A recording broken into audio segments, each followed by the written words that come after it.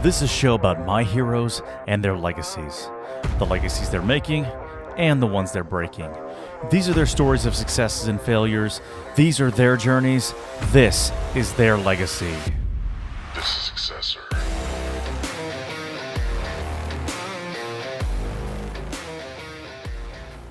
My name is Evan Payne, and welcome to the Successor Podcast, a show dedicated to making and breaking legacies.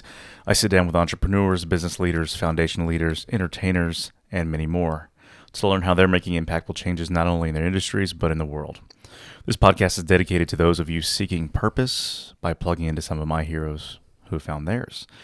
My guest today is Retired Colonel Jay Miseli, who's a 1995 graduate of the United States Military Academy and career Armored Cavalry officer. His 27 years of military service includes brigade combat team and cavalry squadron command, senior operations officer for the U.S. and NATO missions in Afghanistan, senior plans and operations officer for the U.S. Army's First Corps, budget planning and execution for the Army's fleet of 25,000 combat vehicles, human resource management of 3,800 armored officers, operational wargaming, executive officer in the Army's Future Command and Company Command during the invasion of Iraq in 2003. Jay has extensive experience planning and executing military operations and combat training and exercises at the tactical and operational levels and managing resources at the strategic level.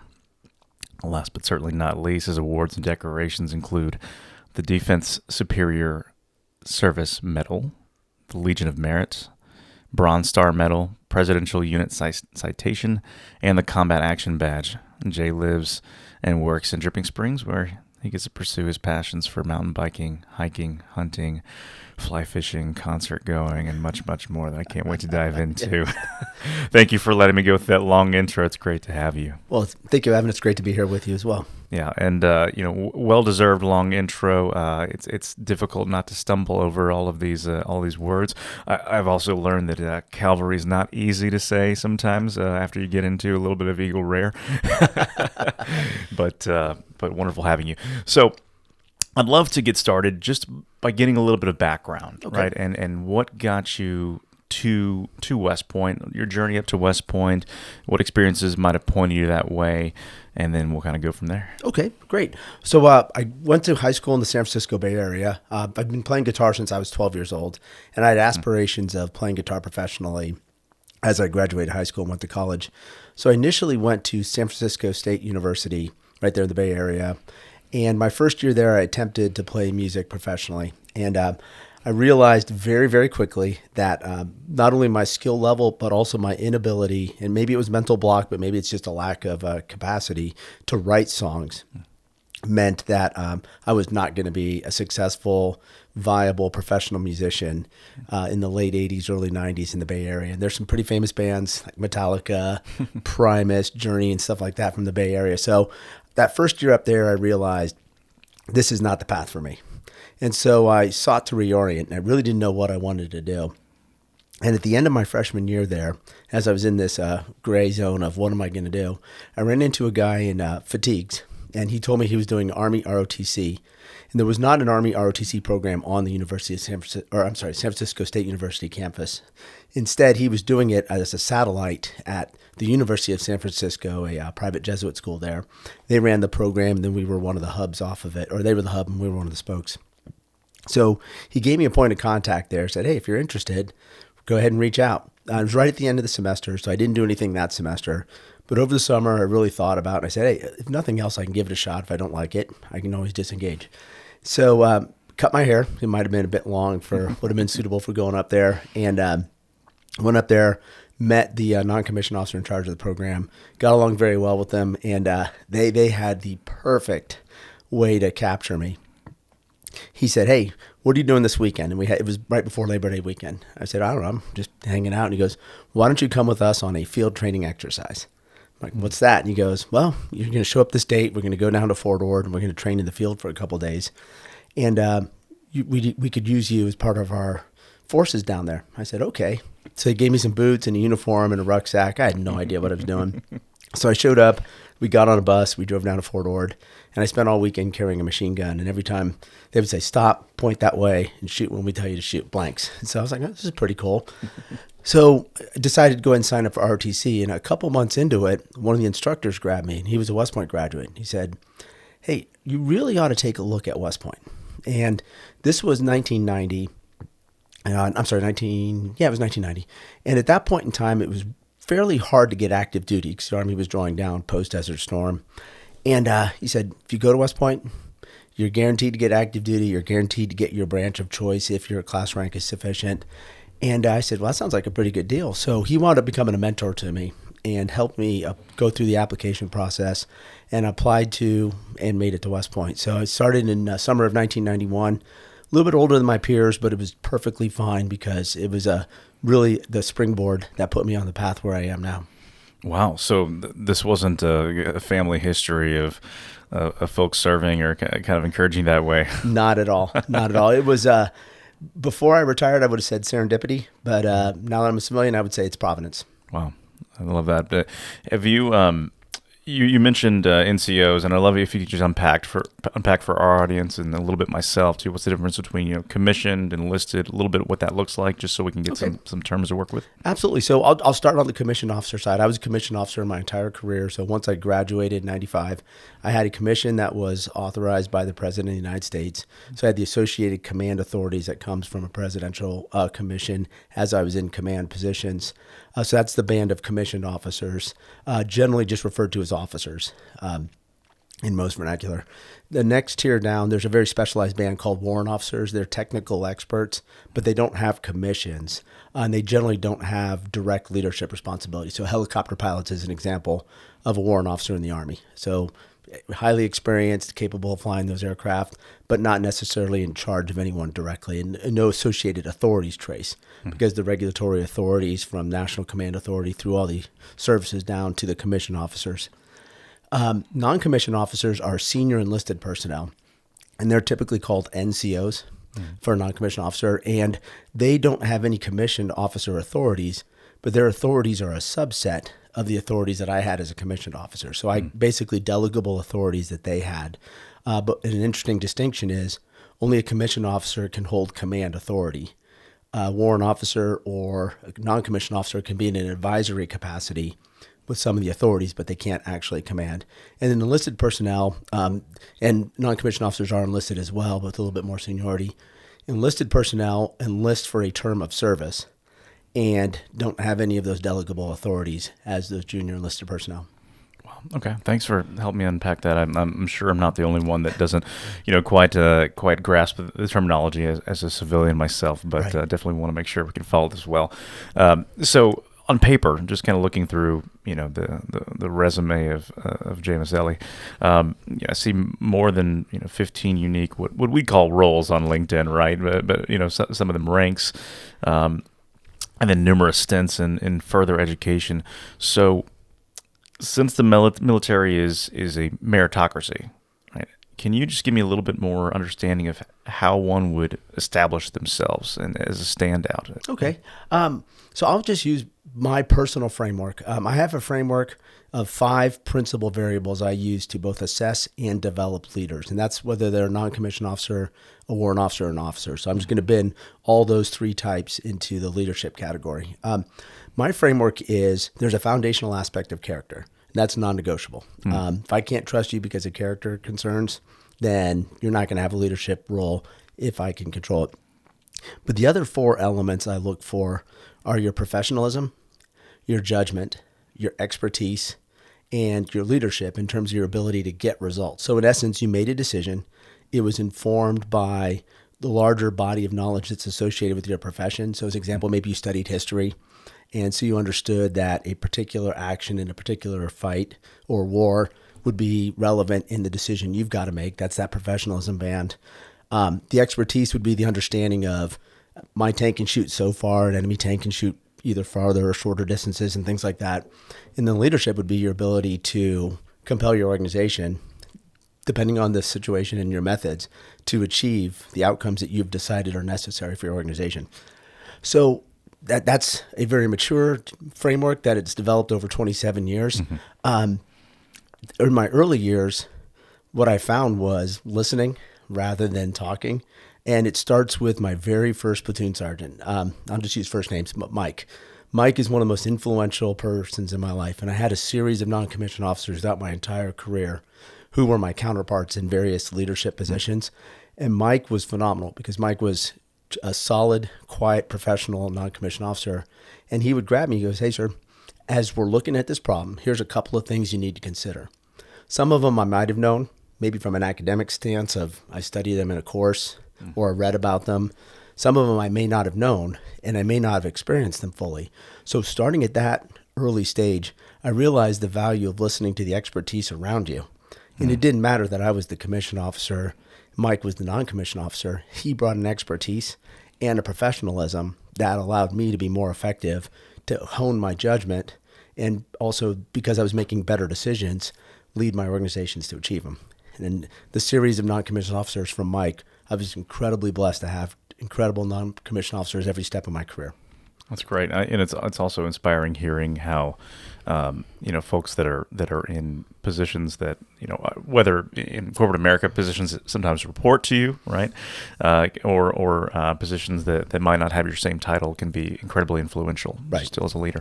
I appreciate hearing that, and we talk a little bit about about moving through the ranks and kind of what your personal experience was with that.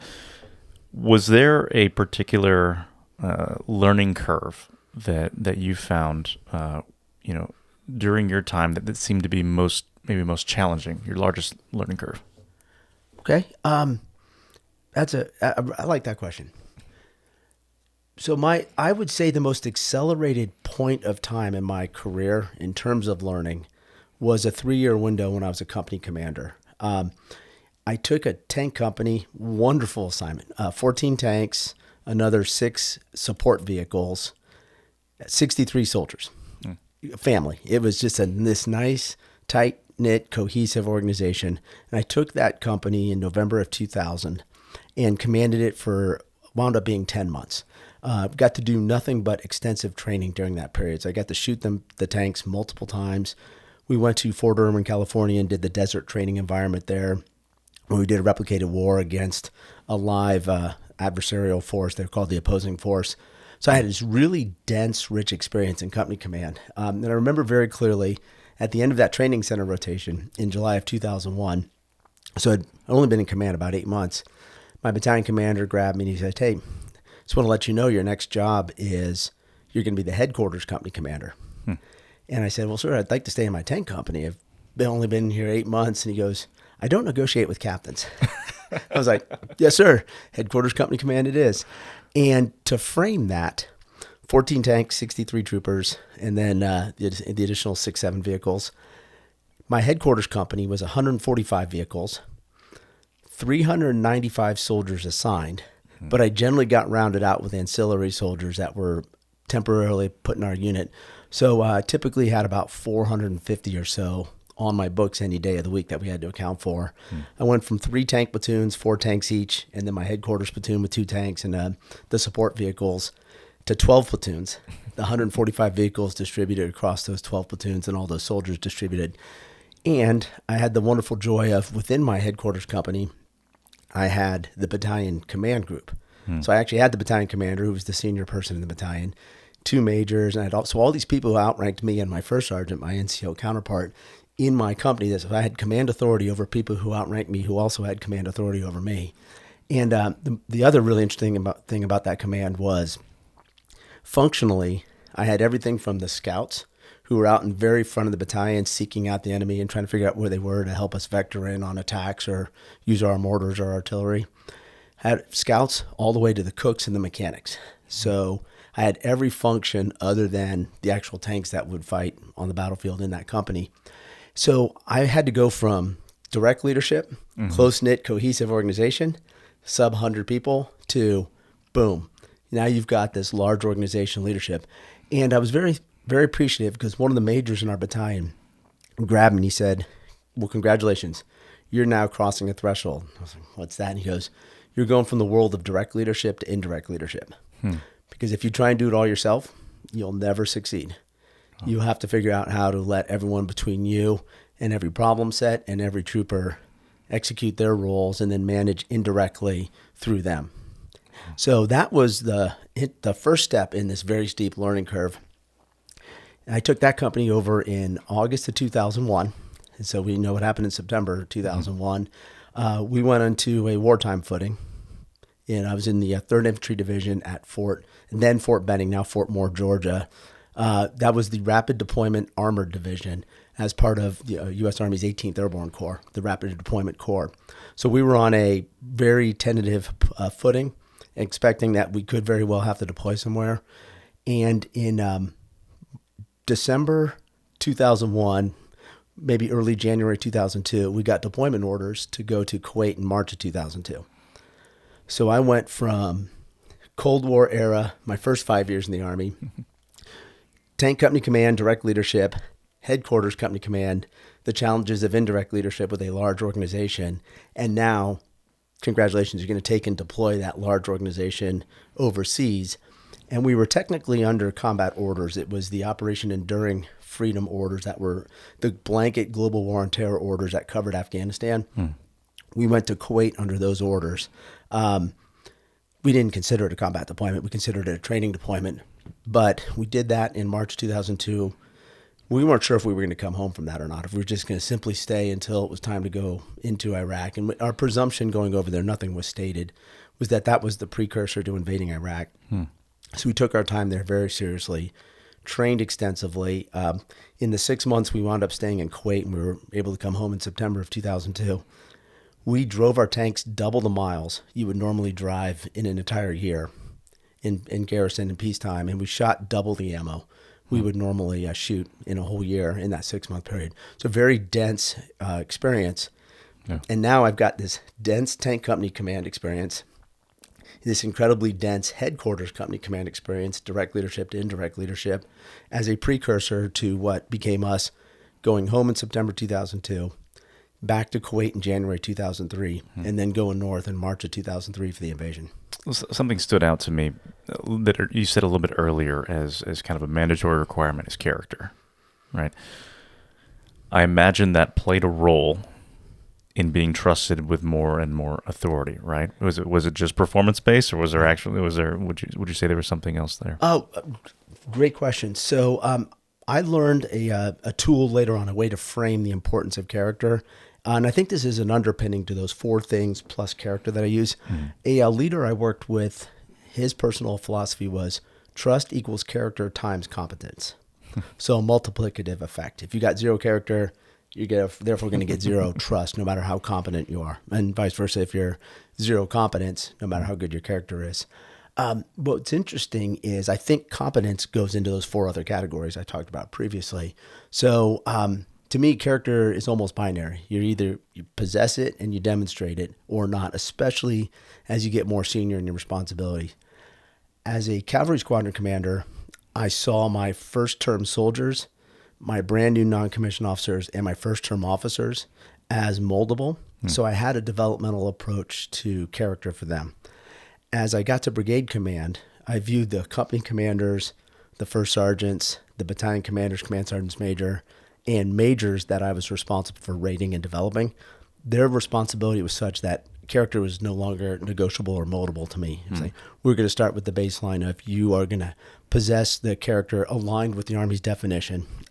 So I was using a structured framework for measuring character. I think that I was very fortunate in that the West Point model really helped me refine my understanding of the corporate values of the United States Army in that 4-year environment at West Point, such that they were sufficiently internalized when I graduated, that I don't think I ever was perceived as, hey, Lieutenant Miseli or Captain Miseli is at risk for something related to his character.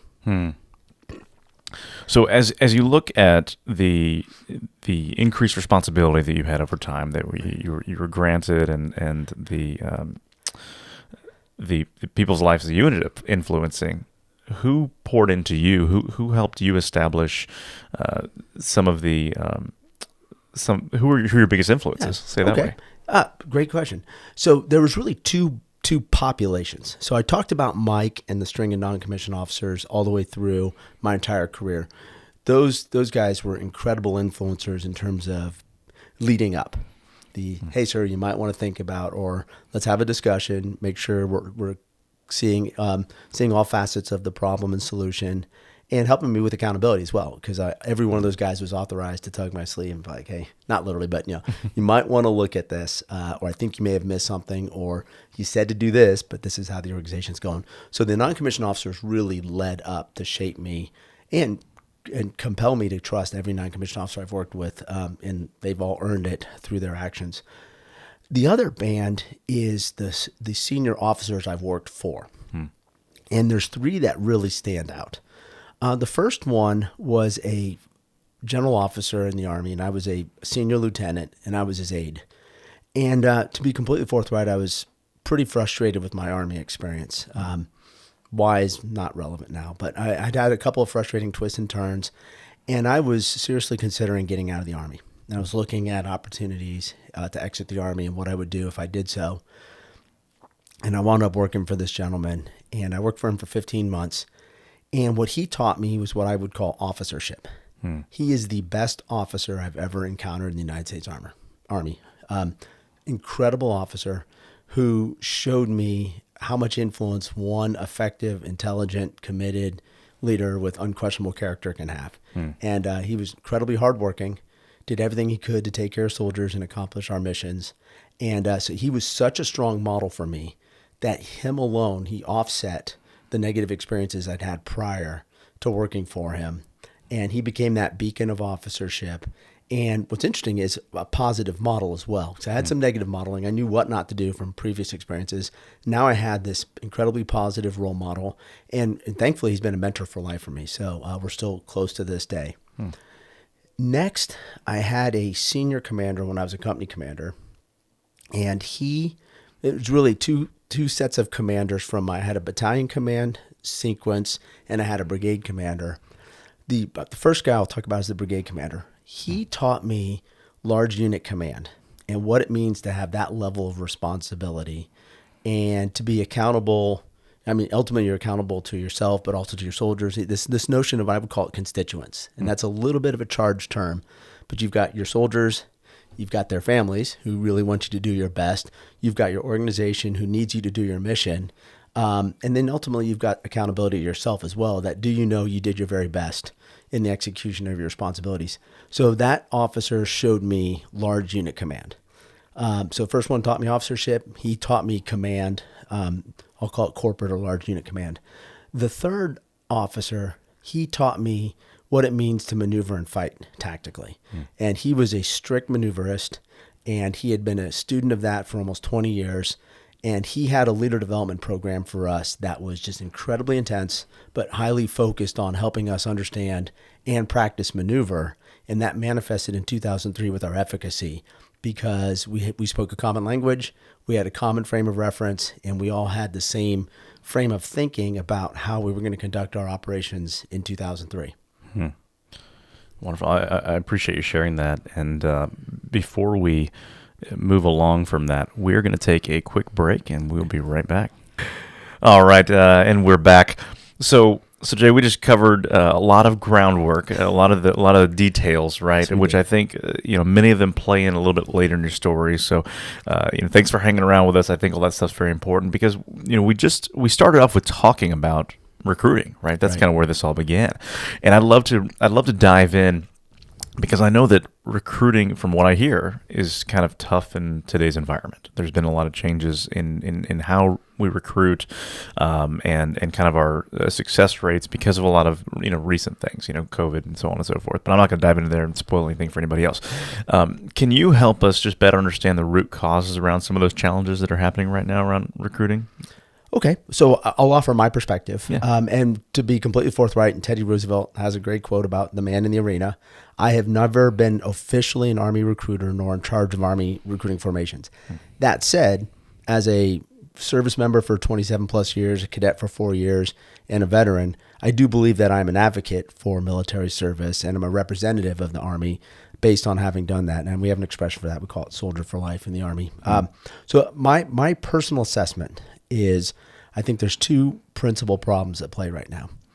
The first is, and you heard my story at the beginning, personal contact. A cadet in ROTC referred me to ROTC in San Francisco, Bay Area. It's not a huge military recruiting center, but there's people everywhere in the country who have a compulsion to serve, are interested in serving. And so a personal connection, I go to ROTC, the non-commissioned officer brings me to the fold, commissioned officer grabs me and advocates and then mentors me. So I think personal connection is a key first step towards familiarity. And unfortunately, I think that decisions that we made at the corporate level in the 1990s are manifesting now in a reduced access to that personal connection that would otherwise manifest. We used to have all these small bases. And I understand that they were not efficient to run maybe a base that's 100, 150 years old in a city in the East Coast, small bases in Baltimore and Boston and things like that. Understand the economic efficiency that comes from bringing 40 or 50,000 troopers together and their families at a big base like Fort Liberty, which was Fort Bragg when I was in, or Fort Cavazos, which was Fort Hood, these large bases. But if you look at both of those locations, let's take Fort Liberty in Fayetteville, North Carolina, or if we take Fort Cavazos in Killeen, Texas. Let's use Texas as an example since we're here.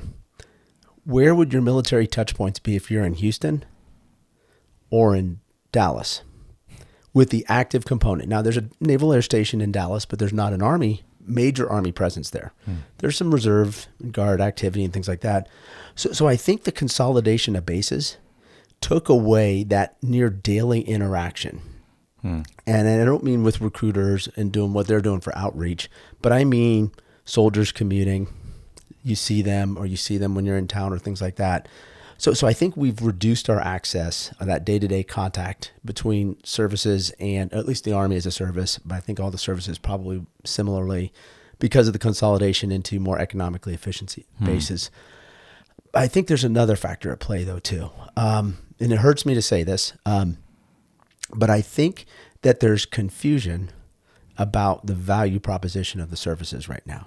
And by that I mean, again, using myself, incredibly proud of my experiences from Iraq in 2003 to Afghanistan in 2019 to 2020.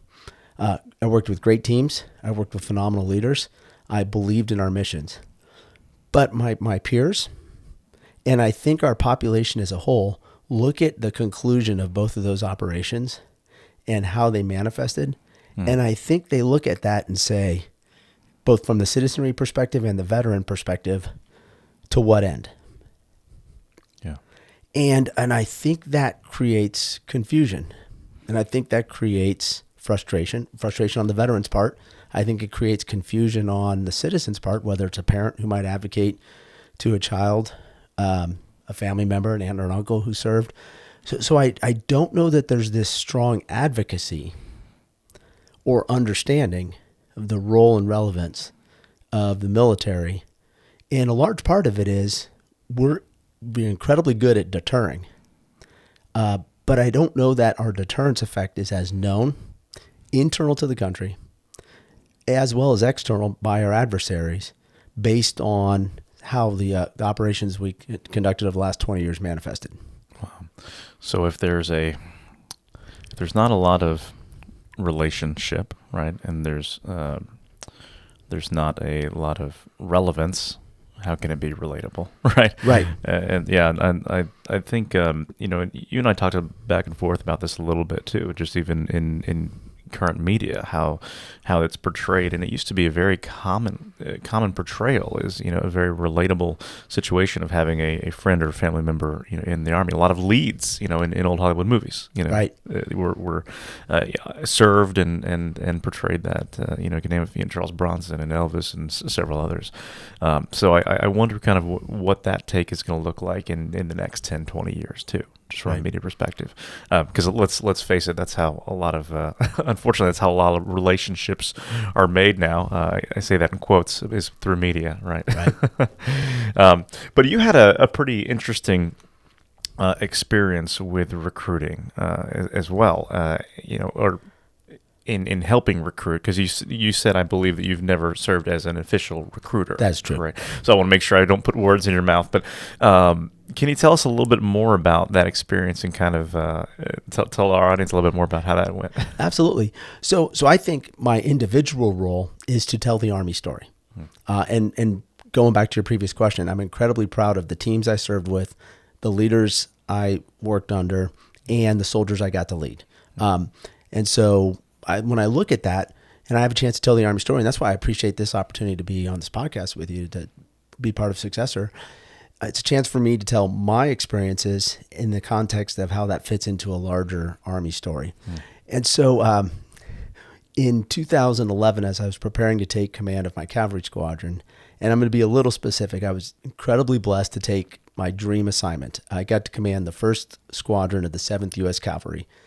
Very quick history lesson. The 7th Cavalry is Custer and Little Bighorn, and it's Hal Moore and Landing Zone X-Ray in We Were Soldiers. So 2 very infamous pieces of military history, 2 tactical fights, one resounding loss, one a resounding victory, and interestingly, both set pieces for how the subsequent conflicts manifested in terms of the Indian Wars beyond 1876 and how Vietnam manifested after 1965. So that unit, tons of history, incredibly proud to go there. And when I was doing some of the preparatory courses before taking command, the Chief of Staff of the Army was at one of the venues, and he said, I need you to tell the Army story. And at this point in time, we were just coming out of Iraq. The last forces were flown out. We had stopped that operation, and we were still fighting in Afghanistan. President Obama was trying to determine troop levels, and there was back and forth on that. And so we were an Army at war, and he said, I need you to tell the Army story. So thank you for giving me this opportunity to point this out, a little bit of self-conviction. I was at Fort Cavazos, then Fort Hood at the time, and I was just getting ready to take command, and I found that one of my favorite rock and roll bands was going to be playing in Dallas, and I'd never had a chance to see them live before. And so I decided to go ahead and get myself the gift of going to see the band. And one of my very good friends lives in Dallas, classmate, and he said, hey, you can crash with me. We'll go to the show together. Things will be great. So I bought 2 tickets, everything's set, and he was visiting me a couple weeks before the show, and he said, hey, have you seen the highlight video for their tour? I said, no, and we watched it. And during one of the band's most famous songs, a song called Run to the Hills, which is about the Indian War, sort of loosely about Little Bighorn, Eddie, the mascot for the band, comes out in a Custer, is a giant 10-foot tall Eddie, comes out in a Custer costume. And I saw that and I said, there's no way that this is actually manifesting right now as this is happening. And so the band is Iron Maiden. I've been a lifelong fan of Iron Maiden, just had never been home stateside when they were touring and able to go see them before. And I've watched a number of movies about them, things like that. So I know that a lot of their catalog is very accurate historically in terms of military history. They've got a number of songs written about different battles, different periods of time. The lead singer is a tank aficionado. I've seen him on shows where I think he owns some tanks, and he's been talking about tanks, driving them, things like that. And I've seen some media clips where they've flown British soldiers in and out of Afghanistan and stuff like that. And with a little bit of research, it seemed that they had never really met or had any encounters with U.S. soldiers before. They clearly have the one song, Run to the Hills. They have another song about the cavalry called The Trooper. It's about the Crimean War. So I thought, this is a potential opportunity to tell the Army story. So I wrote a letter to the manager, invited them to come visit our unit, see our soldiers and our headquarters, some of our history, see our combat vehicles as well. And they accepted it, the offer. And so they came up, visited us, spent several hours visiting with soldiers across the formation, got to shoot some tank simulators and drive tank simulators and things like that, climb in our real tanks and stuff like that. It was fun. They were autographing tanks and all sorts of fun stuff like that. And they invited 50 soldiers to come to the concert the next night up in Dallas. And so at the concert, they talked for several minutes about the visit to Fort Hood at the time, 1st Cavalry Division in Fort Cavazos. And they said, hey, we never met soldiers before, and we spent this time with the 7th Cavalry and the 1st Cavalry Division. And so they talked about this. And interestingly, the audience there was about 30,000. And generally, the audience at an Iron Maiden fan is either people my age, parents, taxpayers, etc., and our children. And my son happens to be, he couldn't go with us, but he happened to be 12 at the time, an emerging Iron Maiden fan. So jealous he didn't go. He wishes he had now. But the reality is, I saw this as an opportunity to tell the Army story to a relevant audience, and Iron Maiden helped amplify that. And they were incredibly gracious during the visit. They were gracious. And interestingly, several years later, they were playing in Poland while that same cavalry squadron was deployed there as part of a deterrence operation. And they invited soldiers from the squadron to go see their show again. So it's a relationship that still exists. But not only did they talk about us at that concert, they also included the visit in their highlight video for that leg of the tour. And that got lots of hits, probably multiple millions of hits as they posted it and got viewed across the world. Wow. And if I recall correctly, you might have a video like that to share with us, right? I do, yes. All right, let's dive into that.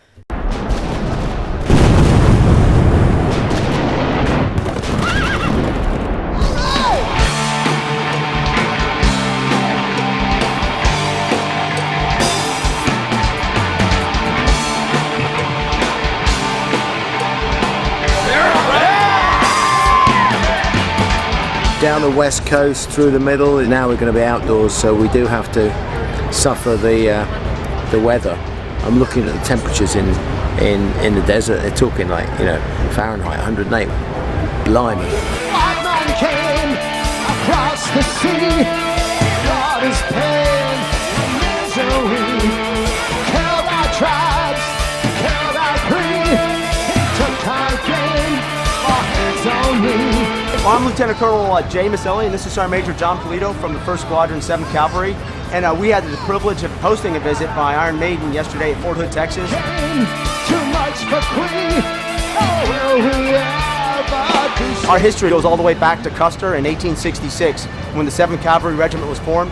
General Custer was our first colonel of the regiment, and so the history of having Eddie in a George Custer outfit here on the stage during Run to the Hills is just absolutely fantastic for us. We're really excited to be here.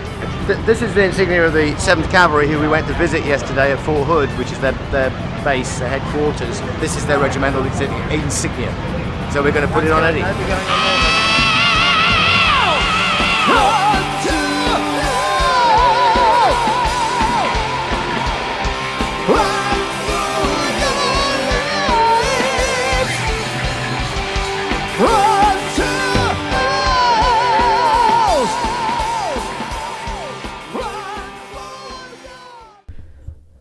All right, that was awesome. That is real, by the way, for the record. So, Yeah. And for the record, I did in fact use the thought process of, hey, Iron Maiden is going to be as interested in meeting soldiers and learning about our equipment as our soldiers are in meeting them, and that the fan base, like me, you're going to help carry the water about an interaction between that band and the U.S. Army. That's fascinating. And later we're going to talk a little bit about other bands that you've seen recently and go down that rabbit trail a little bit. Okay, fair enough. All right. So I guess my last question on recruiting really is, where do we find it easiest to recruit, or does that tell us anything about the next generations coming into the military, or is there maybe a better way to ask that question? Oh, yeah. Think about that one for a moment. So there's a public affairs rule from my time in uniform. The general rule of thumb is, 2-1, answer the question you want, not the question you asked, but always speak at your level. Yeah. So if you're a battalion commander, you talk about battalion. If someone says, hey, what about the division operation? You say, I'm going to talk about the battalion. Here's what my battalion's doing as ordered. Our job is to do this. You don't comment on the division and things like that. So I think there's a number of really committed leaders who are working hard to solve a problem. And I don't think it's just the U.S. Army. I don't think it's just the U.S. Department of Defense that's having these challenges. From what I've read, I continue to study national security because it's of keen interest to me. Russia is having problems, hence the fact they're conscripting and they're using the Wagner Group and things like that. Apparently, China's having problems as well with filling their ranks in their army. I think there's an interesting pendulum swing that happens, and it's and we see this, and I saw it especially as a tanker in the United States Army, and it's the question the utility or relevance of the Army pendulum swing. So tanks were in vogue after Desert Storm. We did incredibly well with our tanks and our Bradley fighting vehicles and our artillery in 2003. And then we didn't really need them to the extent that we did because we weren't fighting tank on tank. We weren't doing large unit maneuver as Iraq manifested as an insurgency. And we were doing counterinsurgency operations against that. We never sent U.S. tanks to Afghanistan or Bradley fighting vehicles. The heaviest vehicles we sent there were 8-wheeled Stryker fighting vehicles or Stryker infantry carrier vehicles. So, that's almost like a little canary in the coal mine about the prevalence of, and I think it's safe to say, and I'm not trying to be a bit egocentric, but tanks are pretty symbolic of ground forces. Nothing says like we're really committed, like putting a tank somewhere. They're a capital investment. They require a lot of logistics and things like that. So when tanks are probably a bit of a bellwether, if you would, to the perception of the utility of ground forces. And if you look at historical writing from pre-World War II with the emergence of air power, you look at some decisions that different countries made post-World War II after the emergence of nuclear weapons, it seems that ground forces are the ones that get knocked around the most.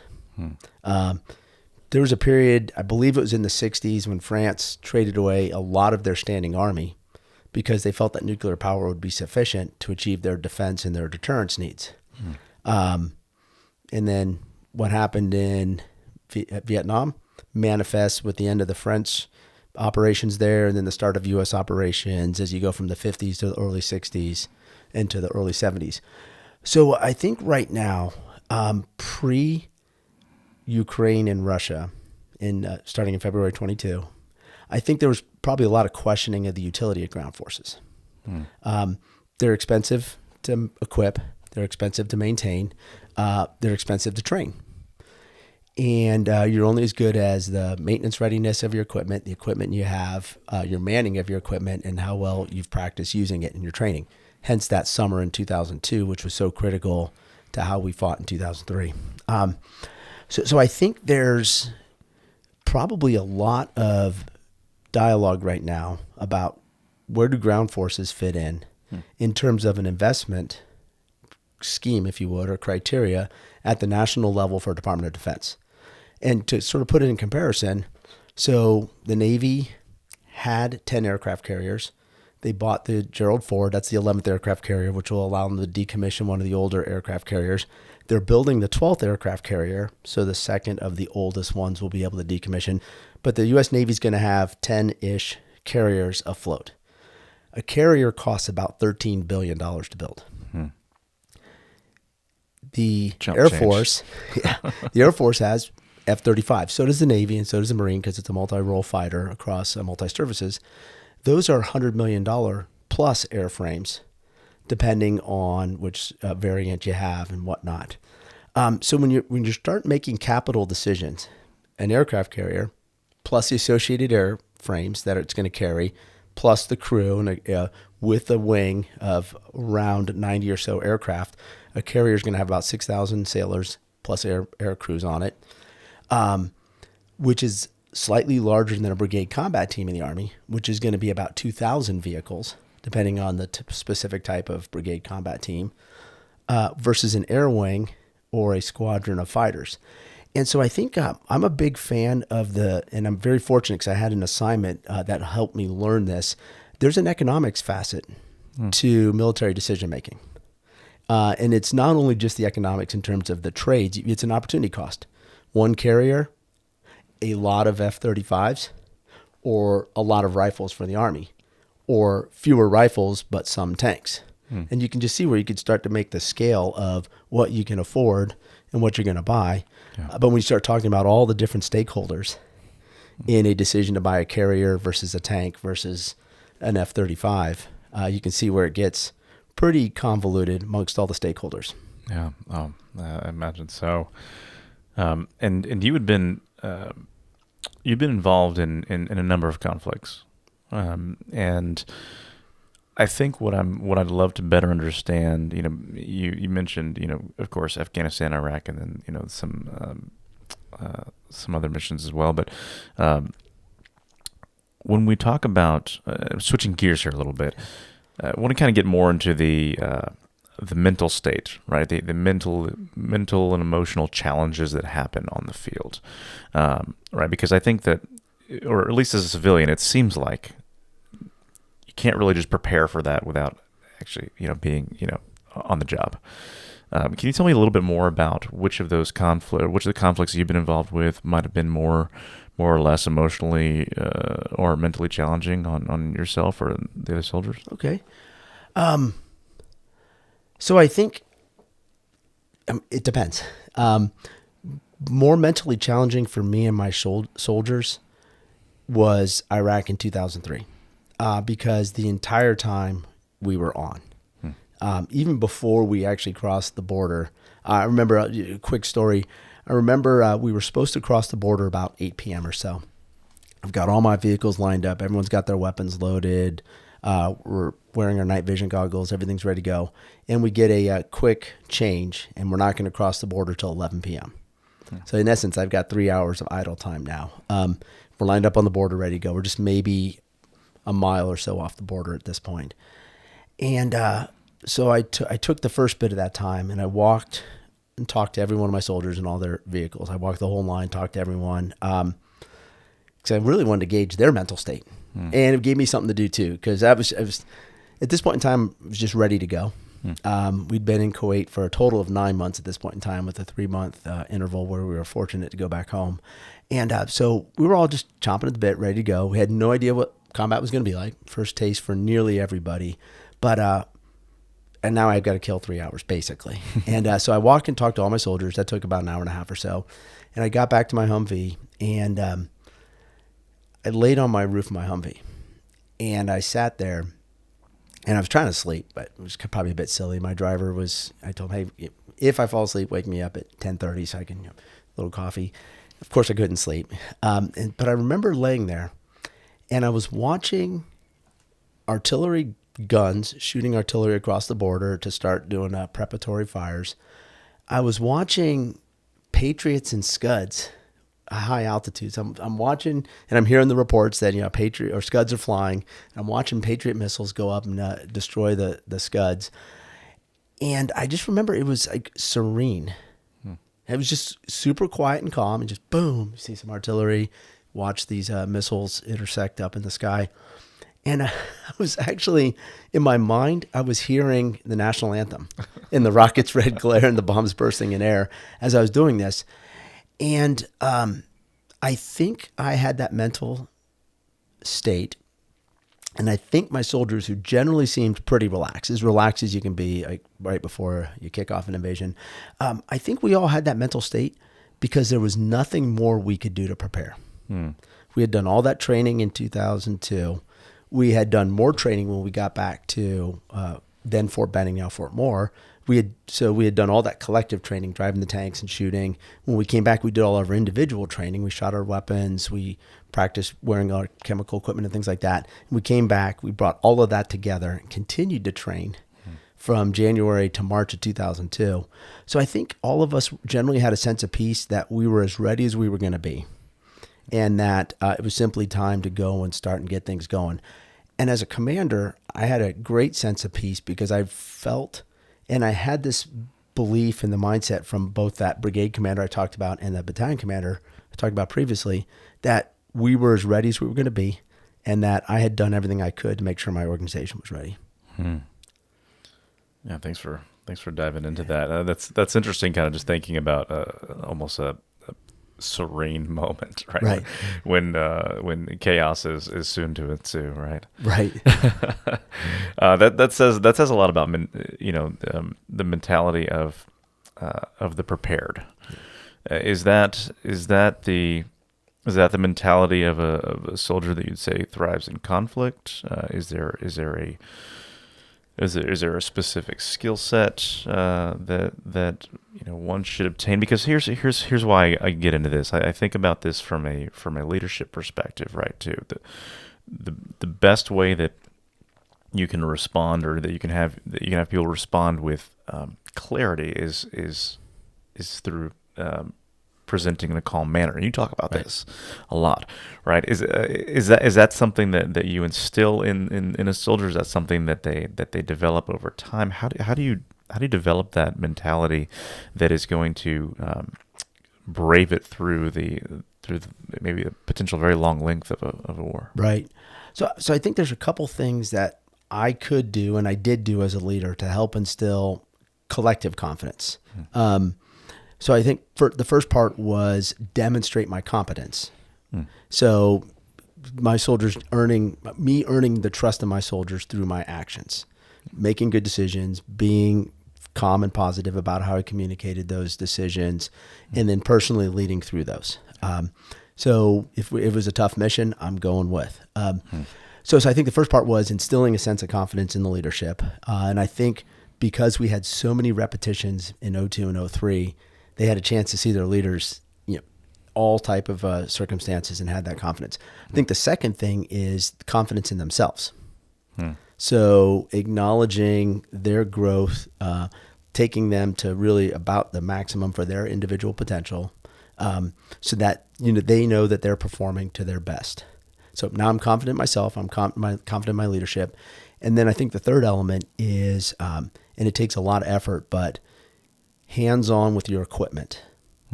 Hands-on with your equipment to the point that you're confident in all of your equipment. You trust that your vehicle is going to run, your radio is going to work, your rifle or your machine gun will shoot. So I had a basic premise for that last part. My premise was you have to be able to do it at night with your chemical suit on. If you can reload your machine gun at night, or change the battery on your night vision goggle at night in your chemical suit without getting a flashlight out or taking your gloves off, because now you're assuming personal risk, or you're putting my organization at risk. If you can do those basic tasks at night, then you are confident in yourself and your equipment, and you're demonstrating that. And I can measure it very easily. That's, nighttime, let's go and put your gloves on and do this, or put your mask on and do this. So actually what I sought to do was earn confidence, earn trust, and then demonstrate confidence in them by being present and seeing their performance and rewarding good performance, and then but correcting and building towards performance if it was not to my standard. So having a standard and holding everyone accountable to it, so that they were confident in themselves and their unit, and then the repetition with equipment. So you specifically asked, are there people who thrive in combat or not? Yeah. I think the answer is there are people who succeed in combat and are mentally steeled for the rigors of combat because they've had sufficient training and repetition to instill that confidence in all of the factors that go into it. So I think it's my personal take is it's almost a malleability of your mind. If you can sort of reduce that malleability so that at the moment of truth, the first time you're shot at, or you have to shoot at somebody, or you encounter remains on the battlefield, or artillery strikes, you just intuitively respond. I'm not going to say instinctively, because it's not instinct to get shot at or necessarily shoot at somebody. You intuitively respond because your training is sufficient and your confidence in all of those factors is sufficient that you simply do what you've been trained to do. And then that really takes that confidence barrier and amplifies it. And then that's how you wind up doing well in that environment. Yeah. Now, I do think associated with that, there's a downside to that. And that downside, and I've personally encountered this, I think the downside is you become so accustomed to operating in that elevated, attenuated state. You're on and on and on and on. That, I think there's probably some longer term sleep deprivation issues, because I don't think you really get REM sleep in high intensity combat. I don't think if you were to do your little sleep dials, you're getting your deep sleep or anything like that, because I think you're hyper aware of what could happen. And I also think that there's a certain level of adrenaline that you're operating with that becomes very difficult to return to normal activities and normal life after living in that hyper attentive state.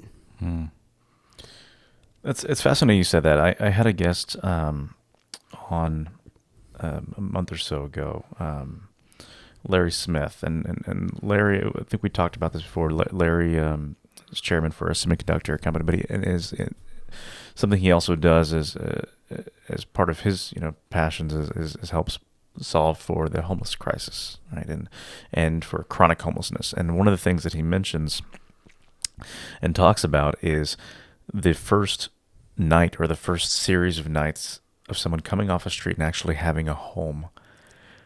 They're not used to a night of sleep. They sleep with one eye open. They don't understand. It's hard to process that there's a lock on the door now. It's hard to process that you can sleep in the bed. They tend to sleep on the floor when they start this transition, right? All of those habits that you've built in and that you've trained your body in a certain way in order to survive. Right. Right. That's interesting. I never, I wouldn't have thought about that. And to qualify my previous comment in that context, this isn't just a 2003 invasion thing or something like that. Because if you were in Iraq in 2007 or if you're in Afghanistan in 2012, you never knew if a cardboard box on the side of the road was an IED that could potentially kill you and other people in your vehicle crew, or if you're dismounted. So you're in that same hyper-attentive state, regardless of which phase of combat operations in Iraq and Afghanistan you're in. You just can't come off it. And so then all of a sudden you're driving on a street and you see a box on the side of the road, and it may be triggering for you because you spent a year wondering which box is an IED and which box is simply trash. Wow. I certainly can't relate to that. I appreciate you sharing that, and I'm sure that's going to resonate with a lot of folks. You mentioned Afghanistan, so I want to dive into it. Okay. So there's several directions I think we could probably go with this, but would love to first get just kind of your take on the war and the withdrawal from the war and a little bit about that. Love to dive into that a little bit, because if I may qualify, I do believe you were involved with the original plans of withdrawal from Afghanistan. Yes, I was. Yeah. Okay. Can we elaborate? Sure. So similarly, I'll talk about my perspective and my experiences. So I'm going to back up to about January or so of 2019. That's when I got my orders. I'm going to go to Afghanistan. I'm going to be a senior operations officer over in Afghanistan. I had never been there before. All my deployment experience was associated with Iraq. And so I consider myself a professional, and first step for that was I need to go through self-study. I was working for a senior officer who had been recently in Afghanistan. He recommended a series of books for me. And I've just, if anyone out there is interested, 2 great books to read in sequence are Ghost Wars and Directorate S. And in essence, it's the same author for both. And Ghost Wars goes back to the late 50s, history of Afghanistan from the 1950s all the way through basically September 10th, 2001. And then it stops. And Directorate S, in essence, picks up on September 12th, 2001. And it was carried through probably late 2017, maybe even early 2018. So all the players in those books were at play when I got to Afghanistan. So it was great context and great understanding. Prior to reading those books and getting to Afghanistan and getting experience there, I had a bias. I'm going to call it an anchoring bias, and it was an ill-informed bias, but I carried the bias regardless. From a comparative basis, Iraq had an educated middle class. It had a very well-developed infrastructure. Roads were as good as we have in Dallas or Houston. Overpasses could hold multiple tanks. It was very much the infrastructure and kind of lifestyle that we're used to in the Western world. Very, very independent, capable state. I had not been to Afghanistan, but my impression was that it was very undeveloped. And so you didn't have an educated middle class per se. You didn't have much in the way of infrastructure. So I always wondered, and we'll call it a hypothesis, the baseline in Iraq was such that the potential to develop into a standalone representative democracy with an independent economy, to me, was always apparent based on personal experience. based on impressions and reading through open source material, I always wondered, was the baseline in Afghanistan low enough such that you couldn't necessarily achieve that truly independent, representative, democratic state? But I didn't know because I had not experienced it. So that was the anchoring bias I carried going over there. And that manifested in a belief that, well, if the baseline is so low, which means the potential is only so much, then are we at or beyond the point of diminishing returns in terms of investment in Afghanistan? Are we going to ever be able to achieve much more than we already have? And if the answer is no, then we should probably get out. So that was my anchoring bias going there. When I got there in 19 and started to work, I started to see our Afghan partners.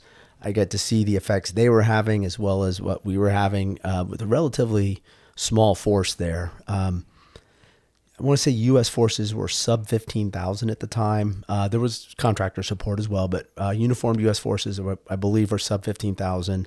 And we had our NATO partners there as well. And we had two sets of authorities. Resolute Support was the NATO mission. Operation Freedom Sentinel was the U.S. mission. Relatively low cost in terms of economics. Not a lot of soldiers. Not a lot of compared to other environments, not a lot of economic cost. So I went in open eyed. So I knew I had the anchoring bias. I acknowledged that. So I shelved that going over there. And I left Afghanistan with the belief that our presence there was posturing them to be a viable state downstream. That's a kind of a very loose, subjective statement. I didn't think that in 2020 when I left that they were ready for us to just go to zero, pull out, no more financial aid and things like that. They didn't have the developed economy. They didn't have the infrastructure. So my assessment was that they needed some level of U.S. commitment, both in terms of forces and economic aid. It was much lower than that 15,000 or so we were at in 2019. And so as I was learning and going through this experience and changing and reframing my belief, and my belief that we should keep some forces there, there's a couple of the larger bases. We didn't necessarily need to have the smaller outposts. That was my personal belief. And we were also running the planning process because the U.S. Was negotiating with the Taliban on what a bilateral peace agreement will look like between the U.S. and Taliban for Afghanistan. And that agreement was signed and went into effect on February 29th, 2020. So we were now beholden to an agreement with the Taliban, which required us to withdraw to certain thresholds over time with a zero end state threshold. I didn't personally think that we should go to zero, my personal opinion, but we have a constitutional order. And if the President of the United States and his designated representative signs an agreement, we view it as binding. Now, I don't know how that works with congressional ratification, things like that. Not my expertise, but we had directive to start planning what a withdrawal would look like to go to zero. We generally had that plan done and were in stride with executing it when I left. So we were well below that 15,000 number when I departed. We were marching towards the first target number, which I want to say was about 8,600. For U.S. forces, and then there were peg points beyond that. And there were decisions associated with each peg point as well. Do you want to stop here? Yes or no? Do you want to stop here? Yes or no? And then zero was the last peg point. So that was really my framework when I left in 2020. In August of 2021, I was incredibly disappointed. And going back to your previous question about how I, as a veteran, how I can represent my experiences in Afghanistan to a potential soldier or sailor or airman or member of the Space Force, when they look at that and they say, hey, August of 21, and they see what happened and how it was portrayed on the media and everything else, I get very frustrated with how that manifested. I don't wholesale disagree with going to zero. I think we should have stayed above zero. I think it would have been a nominal level of troops and a relatively nominal cost for us. And I would offer as a pairwise example, the numbers that we thought were necessary to keep Afghanistan viable were much, much lower, like an order of magnitude lower than what we currently have in Korea 70 years after the Korean conflict, went into its stasis because it's still not over, still a daily armistice and everything else. So I thought, I left thinking not zero. We have the peg points. We have a plan that was reversible. So just basically it was a hub and spoke model. So you can guess which the principal hubs were, and you just collapse the spokes in on the hubs. And the hubs basically were the reversible element, because as long as we retained the hubs, we could stop a withdrawal and hold at a certain number. As soon as we started to collapse those hubs into fewer hubs, then we were losing the ability to reverse the plan. And so I don't disagree with going to zero, but how we went to zero is painfully disappointing to me personally as a veteran. So when we talk about these plans that were written up and decided on and agreed upon, I imagine you weren't the only one that was involved in that set of decisions, right? And writing that up. Can you tell me a little bit more about how that planning goes, what you can say? Okay. So we started with a very small planning group, principally because it was a U.S. Taliban negotiation process with no other stakeholders involved. So NATO was not involved, nor the Afghan government. There was probably, I think, if I recall correctly, from open source news reporting and media reporting, that there was some understanding that the U.S. was in talks with Taliban, but the specifics were unknown. So we had an incredibly small planning group initially. As the negotiations proceeded and it started to march towards a likely agreement, we opened up the planning group. Because you'd asked about like confidence and thriving in combat. I think one of the biggest challenges is if you have speculation, information will fill the vacuum. And so what you don't want to have is a vacuum that's being filled with speculation or incorrect information if you can release information while staying in bounds. So in essence, we started with a very small core planning group just to do some of the preliminary planning to inform our leadership to be able to make recommendations on what we could achieve and when, based on our posture and what some of the physics would look like to start closing smaller bases and collapsing into the bigger bases from the spokes out to the hubs or into the hubs. And so the planning group grew to a point that it was, we still operated under a need to know basis because what we didn't need was terms of the agreement before it was agreed upon by both parties. We didn't need any terms being inadvertently leaked or any sort of supposition on that. So we basically kept it in a small need to know basis, but it did manifest, and I applaud my leadership. The last 2 weeks before the agreement was signed, although it was still a very small, lean planning group, we deliberately began working on an operations order that we released under the Resolute Support Authority, so the NATO authorities, notifying all forces of the agreement and the components of the agreement and how we would implement those across both the NATO and U.S. forces in Afghanistan. And so from a opportunity to contribute to something historical, I got to be part of and really lead that planning team for that order. And I actually got to sign the order when we issued it on February 28th. So we issued that order that night. Lots of involvement from our senior leadership to make sure it was aligned with the leadership outside of Afghanistan, of the U.S. national authorities, and then that the NATO component was also prepared for that order. And then we issued that on the 28th so that the next day the Secretary of Defense came into Kabul and announced the terms of the agreement and that the U.S. had signed it. Wow. Fascinating. Thanks for sharing. I know myself and probably a good portion of folks that listen. That's all a mystery. So I appreciate you filling us in. We're going to take a quick break and we will be right back. Welcome back. And so we've been through quite a journey talking through a lot of on-the-job experience, right? A lot of lessons learned in time, and I think that. If I'm reading this right, you've taken a lot of those learnings and gotten to summarize those over time, right? Into what you'd call your leadership philosophy. And I'm sure that's had many iterations. It has many iterations, yes. Well, I just want to kind of get kicked off with this because I think as somebody who is in the business world myself and works with a lot of folks that are in the business world, I think one of the questions that comes across is really how do you assess and evaluate leaders, right? Right. Who's going to be a good leader? Could we get kicked off that way? Okay, absolutely. So I have a framework. It appears subjective at the top level, but there's objective underpinnings. And I shared with you, and you've got some of the definitions available if we want to explore those further, the objective definitions of the 4 principal areas. So as a quick recap, and then I want to hone in on a quick story to amplify how this evolved over time.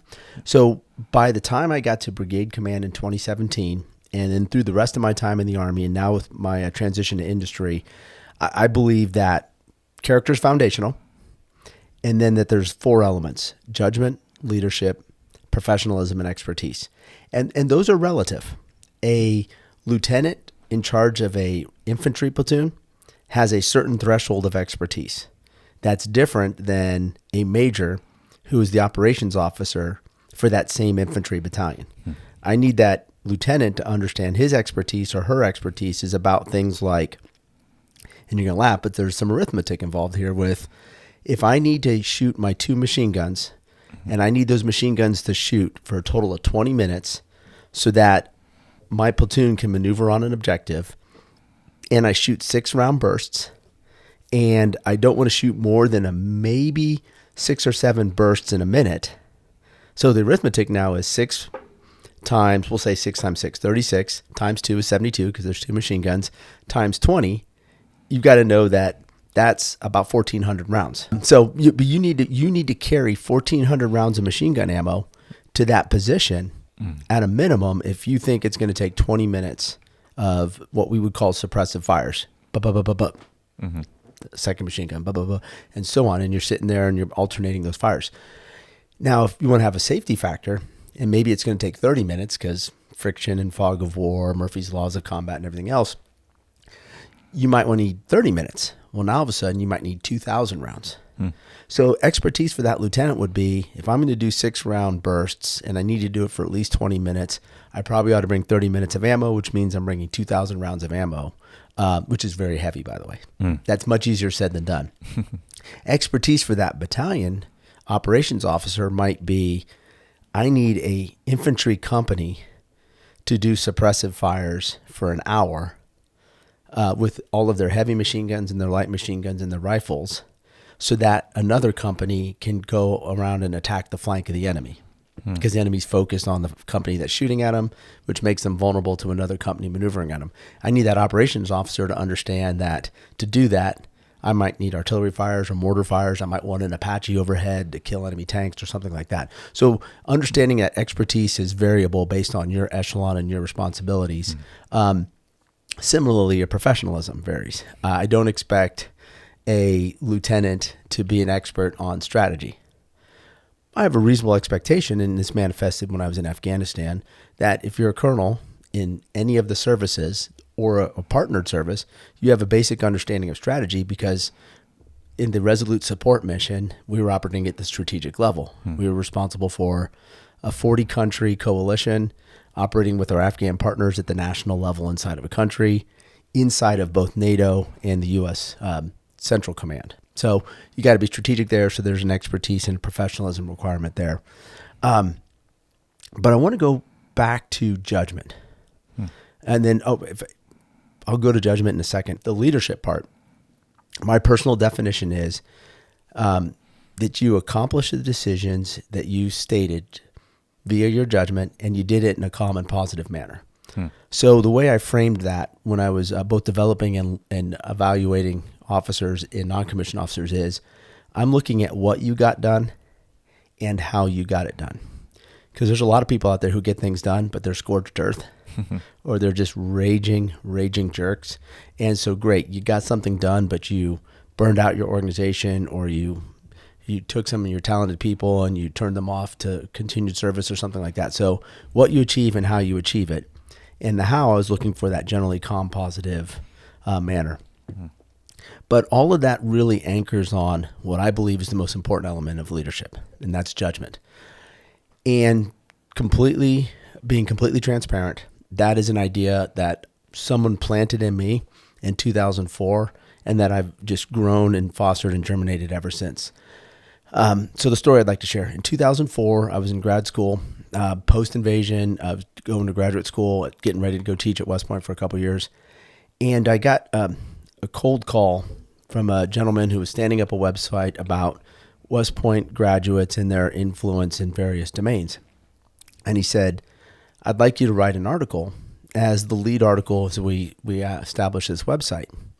And I said, oh, well, what's the premise of the article and what's it about? And he said, the premise of the article is that character is the most important element of leadership. And if you'll write it, you'll be able to do a telephone interview with Lieutenant General Retired Hal Moore, the battalion commander from LZ X-Ray.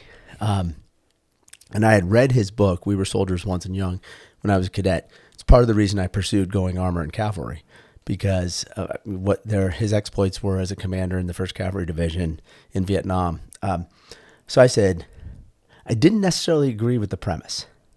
So I didn't necessarily agree that character is the most important element of leadership. But the opportunity to interview Hal Moore, done. So I told him yes. I said, we'll do it. So I set up the phone interview with General Moore, Hal Moore, and we talked for about an hour. And it was very interesting. I had my own questions prepped, all that kind of stuff like you do for an interview. And we never got to a good soundbite. And I was trying to get a quote or two where I could anchor this thesis of character is the most important element of leadership. Hal Moore says A or B or C, and I can use that to structure the paper. And we just never reached a satisfactory conclusion on either side. And my sensing was neither of us really believed that thesis. So a couple of days later, and thank goodness I was home because this is life before cell phones, phone rings, and I grab it, and he's like, hey, Jay. I'm like, yes. He goes, this is Hal Moore. Hal Moore here. You got a minute to talk? And I was like, holy crap, like Hal Moore just called me at home. This is a guy that I have on a pedestal. It's like one of my absolute, talk about reverence. I have reverence for Hal Moore as a combat leader. And so I'm like, yeah, I absolutely have time. I kind of cover the phone really quickly, tell my wife, like, get the kids out of the house.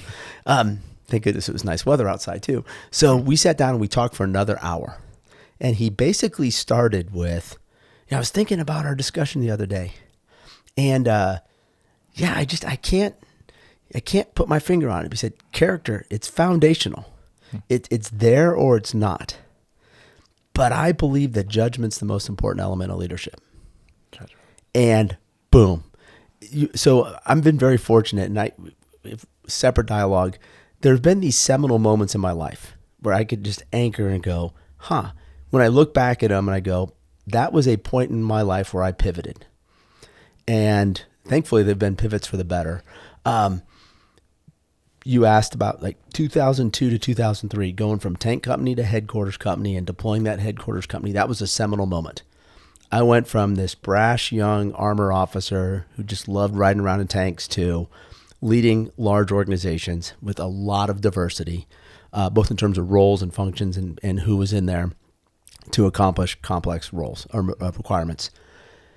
Similarly, a couple years after that experience, I've got this phone call with Hal Moore. And when he said that, it stopped me dead in my tracks. And I realized he was absolutely right. Because whether you're a leader in the U.S. military, or you're a leader in industry, or you're a leader in your family, or a leader in your church, we're not asking you to just make decisions. That's binary. Did you make a decision? Yes. That's easy. The hard part is, did you make the right decision? Was with what you knew at the time when you had to make the decision? And so based on that conversation with him, and he offered a really interesting example. He said, let's look at Robert E. Lee and the decision to execute Pickett's charge. And he said, I'm old, but I'm not this old. I don't know Robert E. Lee personally. But he said that by all accounts, historically, at least the way historians portray Robert E. Lee, he generally had good character. That's how he's historically portrayed. But Hal Moore said, so let's say, okay, character good. Let's just say our hypothesis is Robert E. Lee has good character. He made an incredibly bad decision to execute Pickett's charge because, in essence, that was the high water mark for the Confederacy. And from there on, they were on the defensive, and it set conditions for them to ultimately lose the Civil War. Now, good for the State of the Union in the long term, but operationally, bad decision. And he said, Robert E. Lee, we're going to use him as an example. Good character, bad judgment, loses the battle, ultimately loses the war. And from that point on, I've always anchored on a definition of judgment. And I had it wrong all the way through my cavalry squadron command. I defined it as making the right decision within the time available. And then after squadron command, I realized that is impossible because you're never going to always make the right decision. You're going to get it wrong. And the challenge is you're not going to know when you're wrong. Because as a general rule of thumb, I don't think most leaders are sitting there facing a decision and saying, you know what, I'm going to choose the wrong decision today just to see what happens. I'm going to gauge my organization's response to my wrong decision. I think generally you're going to think you're making the right decision. The loose analog would be Michael Jordan. 27 times he took a shot that would have won the game if he made it, but he missed. Now, if he doesn't take the shot, you're guaranteed to lose. You take the shot, you might get the points. Maybe you win the game. Similarly, if you're going to make the decision thinking you might make, you've got the right decision. So I added a component after squadron command, before brigade command. And I'm so incredibly thankful I realized this. And now my definition is making the right decision within the time available and having a mechanism to identify when you're wrong and the humility to correct. And so you had asked about influential people. Those non-commissioned officers along the way, I asked them and empowered them to tell me when I was wrong. Same thing with my majors. Everybody in my organization who had my trust because of their character and competence had the open door to come and tell me, hey, sir, you said to do this. I think you might be wrong. And if nothing else, it allowed me to have a discussion as to why I made the decision, because I think why is one of the most powerful words in the language. We could talk about why. Well, this is what I knew. This is what I think. This is how I think it's going to manifest. And this is why I made that decision. And even if I turned out to be wrong, which has happened to be the case, it afforded me the opportunity to objectively look at the criteria I applied to the decision, get feedback, and get buy-in as to the decision we're going to execute. And then identify those points along the way where if it did prove to be wrong, how could we do a course correction to get back on track? That's interesting. You said a lot there, so thank you. I'm chewing on a few things here. No, it's fantastic. It's incredible. I'm just trying to piece together a few things because I'm also looking through some things that we discussed and some quotes we discussed as well that kind of, I think, pad your theory a little bit on leadership as well and some important elements. Do you think, and this might be an easy yes or no, or maybe it's not, but do you think that that character and a disciplined pursuit of excellence, do those things influence your judgment? So I think they ultimately manifest in better judgment. But I think they're also standalone facets as well. So I do believe character can be developed. So like I said earlier, as a cadet, I certainly evolved in my understanding of what it means to be a person of character and to operate within the construct of the corporate values of the United States Army and everything. So that I'm very thankful in that I grew through that period. I had the opportunity to apply that. I had a couple we'll call minor dilemmas early in my career, which allowed me to cement in execution what was sort of an academic exercise in the academy. So I think character is something you can develop as well. I think that similarly, your expertise will inform your judgment because you will make better decisions because you understand the capabilities and limitations yourself, your organization, the resources available. So I'll use an industry example because I've really been talking military a lot. I've got in my current role, there's a company that's asking us to build something really quickly. And our manufacturing capacity is finite, X number of employees, the different roles and everything else. So when I talked to our operations manager and said, this company's asking us to do this, when can we do it? His feedback was, we've done those before. It takes a week per device that they're asking us to build. I will need 4 weeks to do it, and I cannot do that until January. So in my mind, his expertise became a feed to my judgment to be able to say, we can do this for you, but we can't do it till January. And I just want to make sure that customer understood the constraints that we were facing. So I think this whole notion of the expertise, the professionalism, the leadership, and the judgment, not just the military context is low, but I think they all feed together. And so what I think is if you were looking sort of from a hierarchical perspective, character is foundational. You need expertise and you need your professionalism. So your expertise to me is almost the technical aspects. A tank can do this, a machine gun can do that, an artillery piece or an F-35. The professionalism is in the Battle of Kenai, a double envelopment achieved this. In the Battle of Gettysburg, this happened. And in Vietnam, and whether it's LZ X-ray or some other fight, you can take those elements and piece those together because there's a premise of a really influential book I read called Thinking in Time. And the premise of the book is that for every problem you're encountering, there's probably a historical analog that's a start point. And if you understand historical context, then you're not starting at a baseline of 0 as you're trying to define and understand the problem. You're starting at some higher baseline.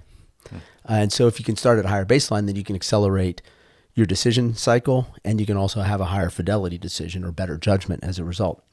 So to me, professionalism and expertise are side by side. They feed into your judgment with character as foundational. And the judgment is that decision you make and the quality of that decision. And then the leadership is how are you going to ensure that your organization achieves that outcome? Yeah. And then the feedback loop would be if your execution isn't aligned with what you conceptualized via your judgment, or your judgment was inaccurate because of inaccurate problem definition or a lack of understanding of the capabilities of what you can or cannot do, then you course correct, and then you feed that back into your judgment, and you have that humility to say, you know what, we were going left is wrong. We need to go right, or we need to stop and back up, or whatever the case may be. Wow. You pointed something there too that just kind of got me, just riled up a little bit too, because when you talk about excellence, when you talk about expertise, I think where my head has typically gone is, you're an expert now and forever and always. And that's never the case, right? Because the landscape is always changing and your expertise is finite. Your expertise is only good for so long without having to course correct or bring in people that are able to and empowered to say that's not correct. That's no longer correct. Yeah. Or that won't be correct in 5 years. Right. So a great example to that point, my entire career when I was in operational units until 2017, I was always with tanks or Bradley fighting vehicles. So tracks and turrets, guns that shoot 2 kilometers or more, a mile or more. So I was always an armored cavalry guy, fighting tracked, turreted vehicles. And I was very privileged to be able to command a brigade combat team. My brigade was a Stryker brigade combat team, which is a wheeled vehicle. It's lightly armored and lightly armed. So it's got a machine gun up top, either a 50 caliber machine gun or a 40 millimeter grenade launcher. It's got 8 wheels. And it's very lightly armored, and it's designed to move infantry around the battlefield very quickly. The formation is in the vehicle as well. So the vehicle supports what you're paid to do, which is get infantry around the battlefield very quickly. And then when the infantry's fighting, they don't need to carry everything. They just need to carry what they need specifically for that fight. And knowing now what I know, it was actually a huge blessing to not go back to tanks and Bradley fighting vehicles for a brigade command, but to go to Strykers instead. Because when I was identified and got the notification I was going to command a Stryker brigade, it was another stop in your tracks moments, because I was like, crap, I've never done anything with Strykers. I have never been responsible for training or fighting light infantry or infantry before. So in essence, it forced me to reassess my expertise. And I think, knowing now what I know, I might have gone into a armored formation with a degree of hubris, thinking that I didn't need to learn anything new. Whereas I went into the Stryker brigade with a degree of humility, because I knew how much I didn't know. So I'm thankful for that. I appreciate you sharing that. That rounds out a lot of questions that I might have had throughout this process. To be honest with you, you mentioned moving into retirement and now into private industry. Can you just elaborate a little bit on that transition now, especially given what you've learned and now what you're doing? Absolutely. So I made a misstep early on in my initial transition process. It's specifically in terms of how I saw myself going from serving in uniform to working in industry. And the misstep, and I'm thankful for all of these missteps. So I talked about seminal moments. They're not all like always wins. Sometimes they're losses. And if you can take what you learn from that and apply it into the future, then it's not a loss. It was a growth opportunity. And so the misstep I made was I thought that certain experiences I had in the military would be direct correlations to roles I could pursue in industry. So as an example, I really like the intersection of strategy, learning and development, and human resource practices / talent management. In essence, that's what I did for Brigade Command. I'm going to set a strategic goal for 2 years. I'm going to control the talent to the extent I can, hire who I can, develop who I can, so that I can maximize our organizational performance based on who I've got, who I can bring in, who I can place where, and everything else. So I had this notion of that's what I'd like to do in industry. And what I discovered was, and I thought that the competitive advantage would be the time in Army Human Resources Command, where I set strategic direction and did the talent management and development for those 3,800 armor and cavalry officers across the Army.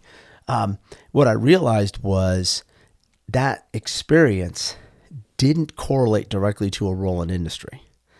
I was not an HR person in industry's eyes because I had done human resource management at the corporate level strategically for a large branch. So I couldn't necessarily correlate experiences and roles. So I had to take a step back and reassess. And the output of that reassessment, and I'm thankful for that misstep because when I pivoted, I realized I was viewing it incorrectly. An experience in a role was not the way to view it. What I was bringing out of the Army into industry was skills. Those skills had been applied in the experiences, but it wasn't the experiences that mattered. It was the skills. And so I did a lengthy brainstorm session, and a word kept sticking in my mind. So I was taking expertise, and I kept putting the adjective specialized in front of it. And I did not like that one bit because specialized implies, well, you're a specialist in a certain domain. So great. My specialized expertise was fighting tanks or doing operations for a corps in Afghanistan or something like that.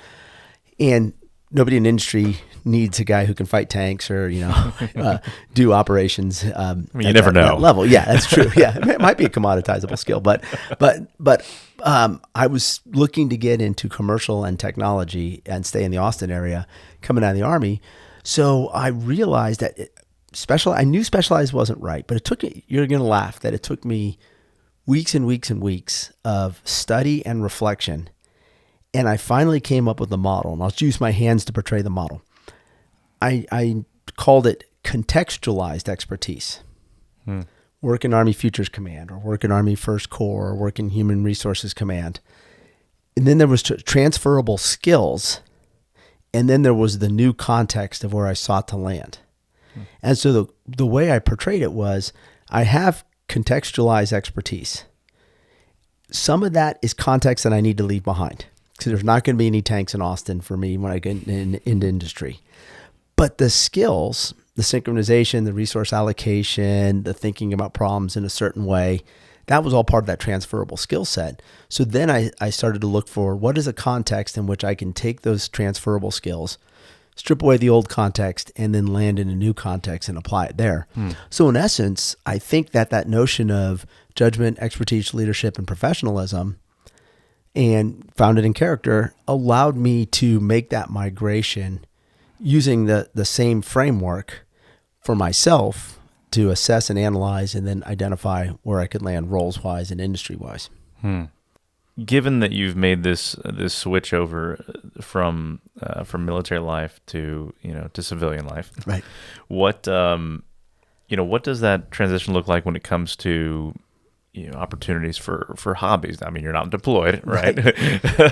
Right. And not to say you're permanently deployed all the time, but your responsibilities look a little bit different. What do hobbies and life look like for you now? Great question, and very fair too. So I have been able to invest a little bit more in my hobbies. It happens that my wife and I are empty nesters, and I do want to. You had asked about recruiting earlier. I do want to close out with a comment on that as well, because we're empty nesters in part because both our kids are in the military, and so we believe strongly in the service, in what our services across the board, all of the services do for our country, and what it means, and to the point that when our children selected that as a path they want to go, we fully supported it. It's a little bit different on the dad side than just going personally, but I do believe in the mission. So our previous dialogue was not me being critical from like a Monday morning quarterback kind of deal, but it's really about, I want to see our military continue to be the very best in the world. And I think we face a couple of tough inflection points, and that's why I offered that feedback earlier. So when I retired, we were empty nesters. We're here in Austin, which is exactly where we want to be. And demands of industry are, it's not like I'm not working, but it's not quite as demanding as I was doing in the military. And so I've been able to invest in my hobbies as well as my incredible wife and the time we get to spend together. And so there's an interesting arc. I've added a new hobby this year, and it's bow hunting. And I'm incredibly appreciative of a couple of our mutual friends who've invested in me. And I've learned a really valuable lesson from them. I always thought of mentoring as something that happens at work or something that happens at church. So someone with gray hair starts to mentor the younger guy, help him with work, or guy meaning non-gender specifics. I mentored women in the military, and I'm mentoring women in industry now as well. So, but someone, an older person's mentoring someone younger and helping them with their growth professionally, or you're mentoring at church and you're helping someone spiritually, or perhaps with challenges they're having on the home front. And what I've discovered is our two mutual friends have mentored me into a new hobby that is very challenging and incredibly rewarding. And they taught me and introduced me to bow hunting, and they're continuing to mentor me very patiently over time as we've now hit bow season here in Central Texas. So I picked that up as a new hobby, and I really enjoy it. And then there's an interesting arc that I've followed with my other principal hobby, and that's mountain biking. And I have a philosophy surrounding mountain biking, if you'll humor me. And the philosophy is, what's interesting about mountain biking is you start somewhere and you go out and you ride, and you generally end where you started. So whether you start at your house and you ride locally, or you go to a trail and you park at the trailhead. And so what I've discovered with mountain biking, the philosophical elements are twofold. One, it's not about the destination, because the destination is back at your car, back in your garage, back to the real world. It's about the journey. It's the twists and turns and the drops and the everything that's while you're out on the trail. So if you hyper focus on the destination, you lose the journey and you lose the moment. And the other thing about mountain biking that I truly love, although I had a huge misstep for about a year and a half with mountain biking, to me, it's always been a mindful activity. I have found that every time I take my mind off of the ride and off the trail, off the journey, that's when bad things happen. And all of my injuries occurred when I was thinking about what's next and not what's now. And so it would seem a bit ironic to say that mountain biking is a mindful activity, but for me personally, mountain biking is in fact a mindful activity. I can focus on the trail. I think about nothing else. My phone's on do not disturb. I don't get, other than emergency calls from my family, nothing comes through because I'm focused on riding a bike at 15 or 20 miles an hour on a trail and not hitting a rock and flipping off of it. But I made one misstep, and this was a valuable lesson for me in terms of my mental well-being. After I redeployed from Afghanistan in 2020, I was riding my bike like a 29-year-old. And I was not 29 at the time. I was 49. And I was riding like a 29-year-old and had a series of really bad injuries over about an 8-month stretch. And I was probably getting back on the saddle a little too early, as well as continuing to push myself. And I kept going and going and going. And finally, the last injury in that series sidelined me for about 8 weeks. I broke a bone and I couldn't ride, period. I was being a knucklehead and riding with concussion. I was being a knucklehead and riding with lacerations in various parts of my body. But with a broken bone, I couldn't ride. I broke my elbow, so I was stuck. And so when I was off of my bike for, I think it was 6 or 8 weeks at an absolute minimum before I could ride, period, I had to stop, slow down, and assess. And I realized that mountain biking for me was filling that void that my time in Afghanistan had manifested as. Because I was an operations officer in a combat zone, getting to do relevant work every single day. Yeah. And I'd gotten just hooked on that rush. Every action was relevant to either a tactical action inside, every decision or thing I did, tactical action inside, we called it the SJOA, the Combined Joint Operational Area, or Afghanistan. So it might be an operational or tactical action in the country. It might be a strategic action or decision with NATO or with the U.S. It might be working towards that peace agreement. And so I realized that I was trying to fill that void with mountain biking beyond my skill and capabilities, especially coming off the deployment, being a little bit rusty on riding and all. So that became my personal pivot. It took the broken bone to go back to riding for mindfulness and not riding for adrenaline. That's cool to hear. And you know, between bow hunting and mountain biking, there is an element at certain points of control, and even with bow hunting, right? But let's talk about things that you do that you might not, for fun, that you might not have control of, right? Right. You also like to go see some shows, right? Yes, I do. I love live music. Yeah, we don't get to control what they play. You know, we get to control what we're willing to spend and if we're willing to go there and how long we're willing to stay, right? Right. All right. So what are some recent shows you've been to, and just want to ruminate on those for a few minutes. Okay, fair enough. So the highlight shows since we moved here to Austin, I got to see Slash live with Miles Kennedy and the Conspirators. I was actually out in San Francisco. I was visiting my parents, and Slash was playing out there. I'd never seen him live before. Incredible show. I got to see Dream Theater, which was a remarkable show because those guys are incredible musicians. I went and saw Iron Maiden. Yeah. I went and saw Pink and Brandy Carlisle with my wife, which was a great show. Awesome.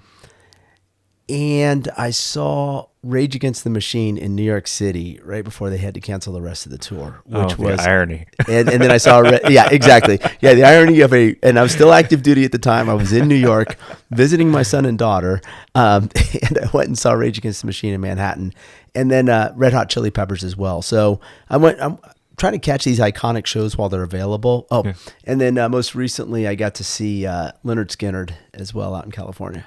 Yeah. Metallica too, right? Oh, yeah. I forgot Metallica as well. I got to see Metallica the second day of their 2-night tour, to the point that we're actually going to go back and see them again next year because it was an incredible show. That's awesome. Now I've always wanted to see Rage Against the Machine. That was kind of my jam, growing up, and Township Rebellion and Freedom and the remake of Maggie's Farm. They had so many great. I mean, as long as you don't have to work, as long as you can disconnect yourself from their message. Exactly. I went there for the musicianship, and it was an incredible performance. Yeah, no, those guys are legends in their own right. But yeah, I mean, the Lynyrd Skynyrd, how was that? Oh my gosh, yeah. So Rage Against the Machine, that was my 50th birthday gift to myself. So Iron Maiden in 2012 was my 41st birthday gift to myself. Amazing show. And they were just as good here in Austin in 22. Rage Against the Machine was my 50th birthday gift to myself. An amazing show. And the musicianship, phenomenal. And interestingly, that was the second to last show before they had to cancel the tour because Zach De La Rocha had torn his Achilles tendon, so the rest of the tour has been canceled. Skynyrd was an incredible show. The energy was phenomenal, and they met like my biggest wish. I'd never heard Freebird live before. And holy cow, Freebird live was everything I thought it would be, to include the one time in my life it was socially acceptable to yell Freebird. Yeah, sorry, I couldn't pass that one up. Good call. Yeah. You know, I'll admit I've seen Brandi Carlile before as well. She's amazing. Yeah, she really was. You know, I really want to bro out around the Rage Against the Machine, Metallica, but yeah, I've seen Brandi Carlile. So I will admit, so Brandi Carlile and Pink, they sang "Nothing Compares to You" together, just the piano background, no other instruments. Oh wow, amazing. Yeah, the music. So for me, all of those shows was about musicianship. Well, I've heard Pink is an incredible performer too. Yeah, and she was spiraling around on her trapeze stuff and everything. It was amazing. So, yeah, it's been a good ride. I mean, yeah. So part of my like finding time for hobbies and doing that kind of stuff is like I'm not going to let these opportunities pass. Oh. Well, I don't want to necessarily kind of go into end on a low note, but I think you mentioned something really important, and that's you talked about mental health, right? Mental awareness, being mindful, and how how we care for ourselves, right? And that doesn't always mean activities or or the things that we want to pursue. It means disciplines in our current pursuits as well, but. Can we talk a little bit about mental health? Because I know that especially in the military, that's an issue. Outside the military, that's an issue.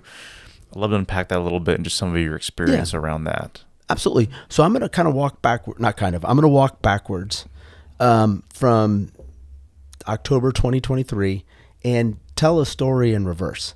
Cool. So here, October 2023. Privileged to be able to sit here with you and talk, Evan, and I can't thank you enough that you gave me this opportunity.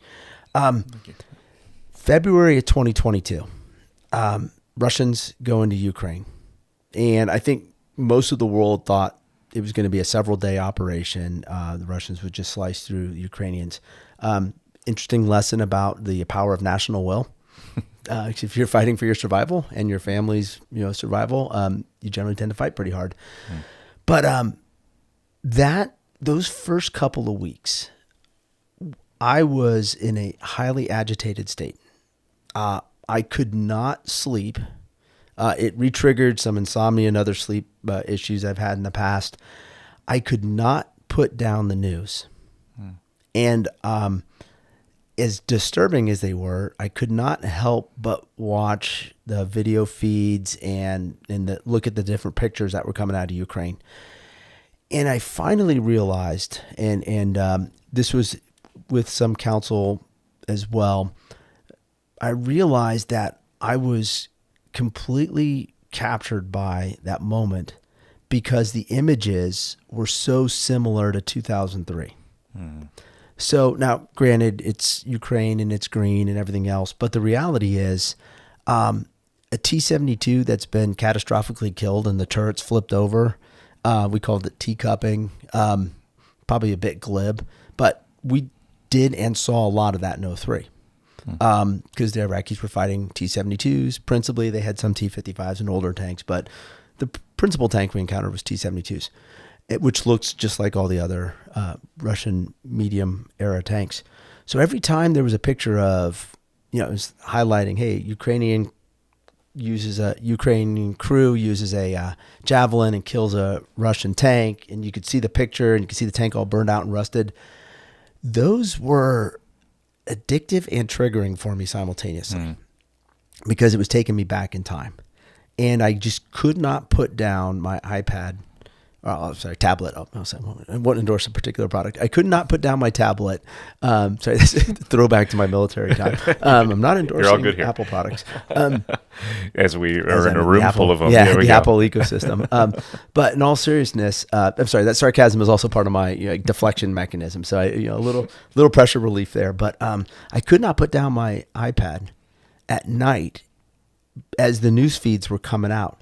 And part of it was the tactical environment was so similar to my previous experiences. It was just taking me back in time to almost 20 years previous. But the other part that was really disturbing to me was that here's a notion of basically an elective land war in Europe. And as a general rule of thumb, land wars in Europe don't go well. We got a lot of history of that, and let's not pursue those. So we're watching this elective land war, all these efforts to try and blunt it and mitigate the actions happening. We're seeing all the loss of life in it. I know tactically how that manifests as well. So that was really disturbing to me. And so if we go back a little further in time, I talked about my experience post Afghanistan in 2020 and how that was the first time I really felt like addicted in terms of like trying to fill the void of the deployment and that sense of purpose. And I think it was two things. One, I think it was just that sense of hyper-focused, attentive state, adrenaline associated with being in a deployment and on a mission. The other thing was, and Sebastian Junger talks about this in his book, Tribe, it was the loss of the tribe. There was a really small, cohesive group, the guys you asked about, where we were doing all of that planning together. It was compartmentalized. We spent hours and hours and hours together every day working in often sequestered facilities on these plans, and highly cohesive group. And then the mission's done and we all go our separate ways and we go back home. And while I got to work with a great group of contemporaries at my follow-on assignment, it wasn't that same cohesive group with the sense of purpose. And Sebastian Junger talks about this tribe, and his basic premise is that when you're a deployed service member, you never have had a sense of purpose and team and unity like that in your life. You probably haven't had it before, and you probably won't have it again. So I was filling that void with riding like gangbusters and not being necessarily aware of skills versus capabilities versus environment. So back up a little further, I want to go back to 2003 and 2004. When I came back from Iraq, I got back in early July. My daughter was born mid-July. And then we moved from Columbus, Georgia to Atlanta, Georgia, and I started grad school. So I went from, I'd been in the same battalion for 3 years. I'd been in the same company for 2 years. I'd deployed twice with that company. I'd worked with the same group of peers, this incredibly cohesive team that had just gone through the invasion together, to now I'm in Atlanta, Georgia, as a grad student with a new baby at home and a 3-year-old son who really didn't know dad because I'd been gone so much during my company command time.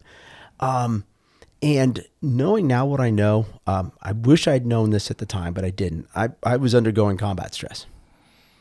I was angered very easily. I was hyper attentive. When I left Iraq, one of the things that the insurgency was starting to do was either dropping grenades. It was sort of pre-IED. So they would like drop grenades or shoot at us off of overpasses as we were moving. And there's a lot of overpasses in Atlanta. And like I would white knuckle under overpasses because it was just, to me, I was just like the last month of my life in Iraq, overpasses were danger areas and I was accustomed to that. There was an interesting point, probably 4 or 5 months after we got to Atlanta and I started grad school. Two things happened within a couple of weeks of each other. The first was I was having some sort, I would say it was a dream. Charlene would probably say it was a nightmare. But she said I was tossing and turning and just like yelling and screaming and in bed or whatnot. And she said she was like shaking me violently, trying to wake me up. And she was like, Jay, wake up. And she's like, Jason Miseli, wake up. And I was just tossing and turning and yelling whatever I was yelling. And then she said, Hellcat 6, which was my call sign in Iraq. And she said, I sat straight up and I said, what? What is it? And when she told me that story the next day, I was like, holy cow, like I have not come off of this hyper attentive state to, hey, I'm back in the real world. Nothing's going to happen in Atlanta, Georgia, in my quarters on base there and as I'm going to school. And what's interesting is a couple weeks later, I remember this, and I don't generally remember dreams. I don't know if that's good or bad, but I don't remember dreams. But I remember this one incredibly clearly. And the dream was I was driving in my Humvee. It was me and my driver, Ski. And we were driving down a perfectly straight road in an open desert. And as we're driving in the Humvee, we came up to a elder Iraqi man in a very clean attire, black attire. And we stopped, and I walked up to him, and he said, I forgive you. and then walked off into the desert in my dream. And at that moment, all of the angst, the I guess nightmares, whatever, it all ended. Wow. Yeah. So, knowing now what I know, like there are some artifacts that we carry based on those experiences. And I'm very thankful because there's one last experience I'd like to talk about. And it still hurts me, 24 years later. But this experience, I think, was the one critical offset to the other things I talked about. In 1994, so gosh, 29 years ago, 1994, my youngest sister committed suicide. She died by suicide. I was a senior at West Point, and she was a junior in high school. She and I were incredibly close. We had just talked the week prior, had a great conversation. She was just starting to look at colleges and things like that. And then the following Saturday night, she died. I never knew, obviously I don't know why, because we hadn't talked after that good conversation on Sunday the week before. So personally, I always try and carry that awareness of, the impacts, because I've felt those impacts personally. And I think the only real saving grace for me personally out of that experience in 1994, besides my hyper awareness to the stressors that all of us are under, not just service members, not just veterans, but every person has, so those hidden scars that we talk about.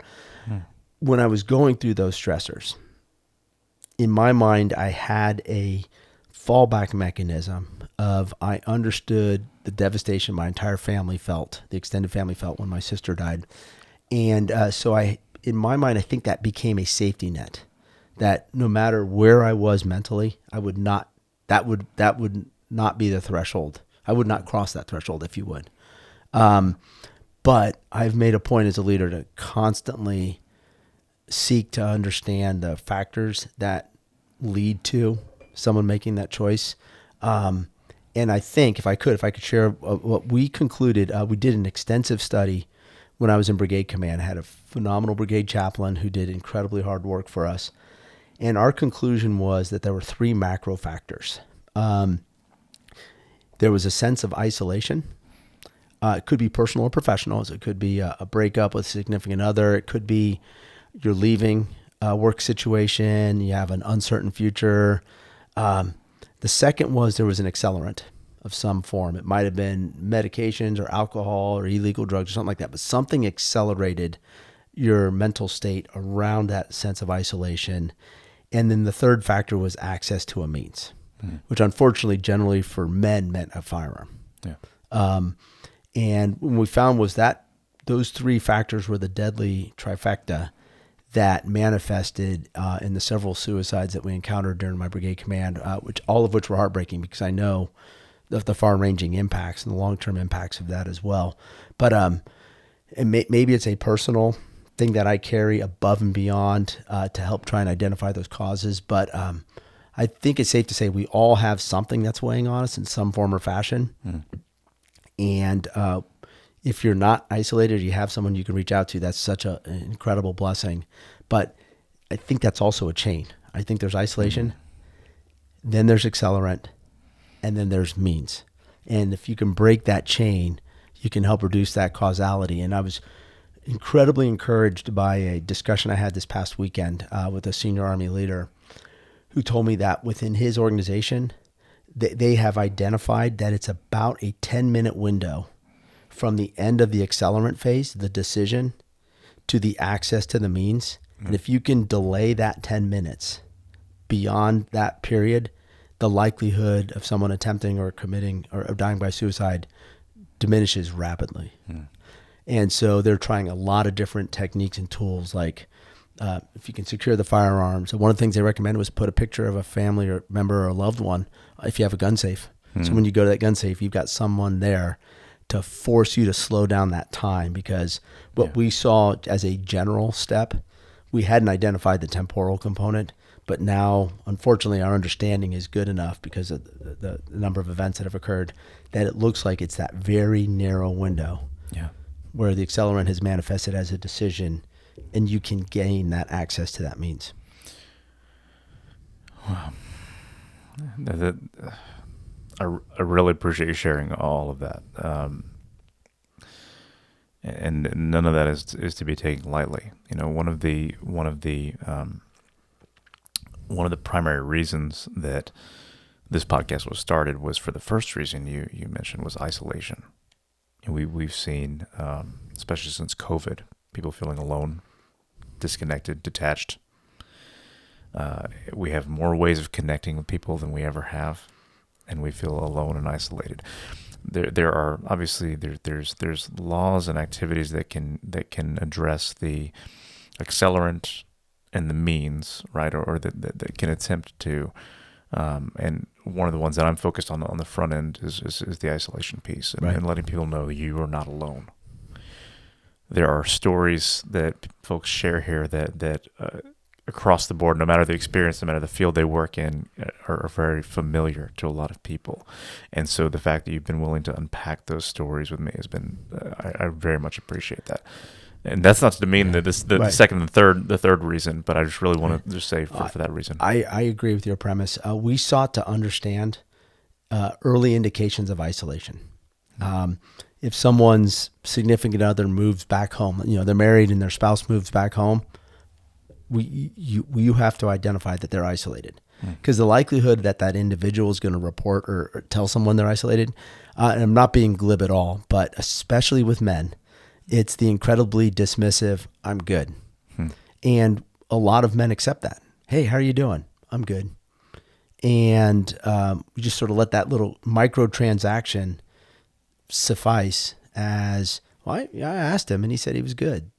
And the reality is, do you push further? Are you intrusive? And do you push further into that? Yeah. I hope that, listeners to this and friends of ours and people that encounter these tools will use them, right? And we'll understand there's so many ways to connect. And promise that I make is that folks that share these that share book recommendations and stories and everything, I want to do my best to represent those the best way I can, and then be able to provide resources wherever possible. So we've kind of been through a roller coaster of things, right? Yes, we have. We've gone from your start in the military and the influences that led to that, in college, through your experience in the battlefield and leadership and rock concerts and mental health, and I think that's very fitting for how most people's life stories go. It's not one beautiful straight line, right? It's all over the map. And so as we close this time out, back to some earlier references, I'd love to better understand what are some things, since this podcast is about legacy, right? About making legacies and in some cases breaking legacies. What are some things that you'd like to see continue and you'd like to be a part of, a catalyst for their continuation? And what are some things that you would like to perhaps be a part of ending or okay. Okay. So I would love to see suicide stop, especially veteran suicide, but suicides across the board. That said, I don't know that that's a feasible, attainable goal. But what I do believe is attainable and very, very feasible is I'd like to end the sense of loneliness that manifests as isolation. I personally seek to do that. I'll say it tactically, and I don't mean to be diminishing when I say that, but by personal relationships with people I care about and pursuing those relationships when I sense that someone is lonely. So I think I can, be a personal example. If I think someone's lonely and maybe they're slipping towards isolation, then interceding.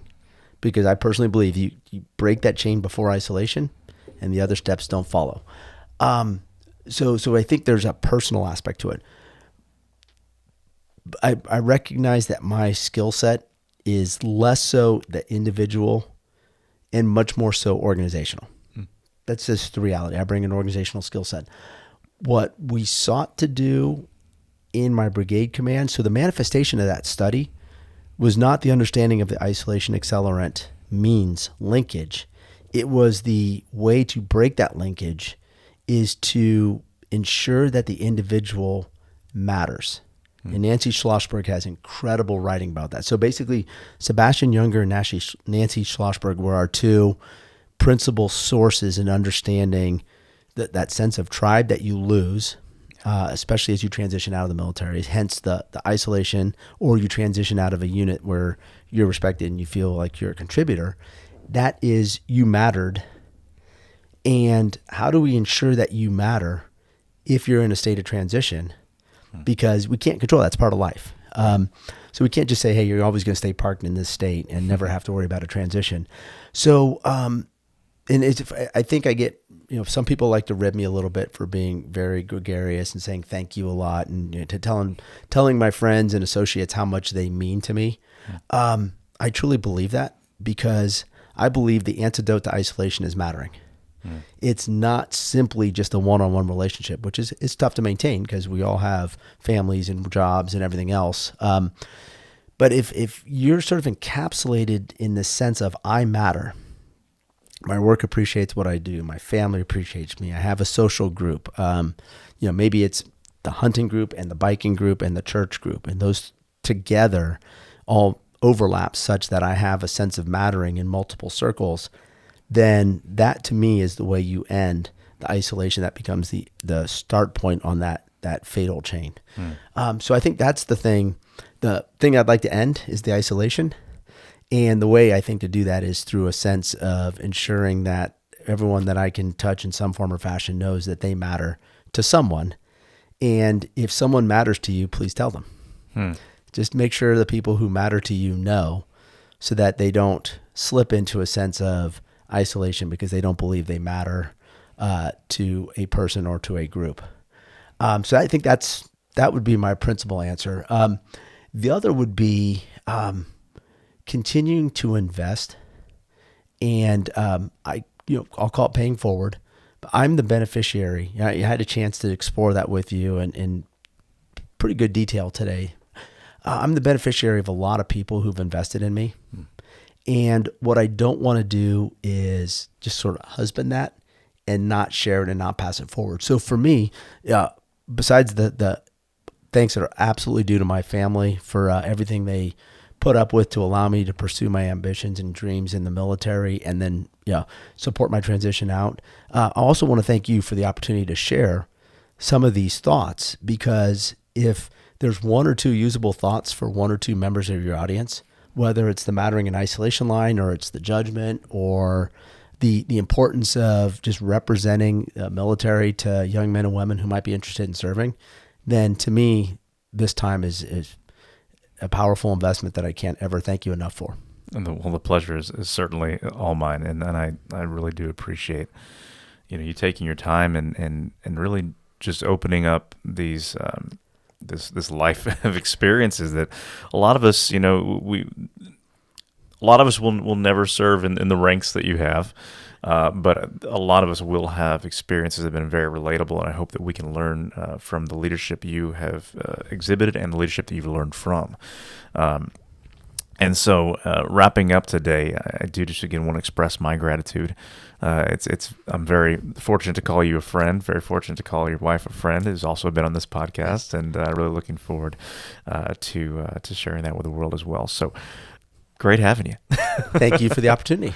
Blessing. All right. Well, until next time. This is Successor.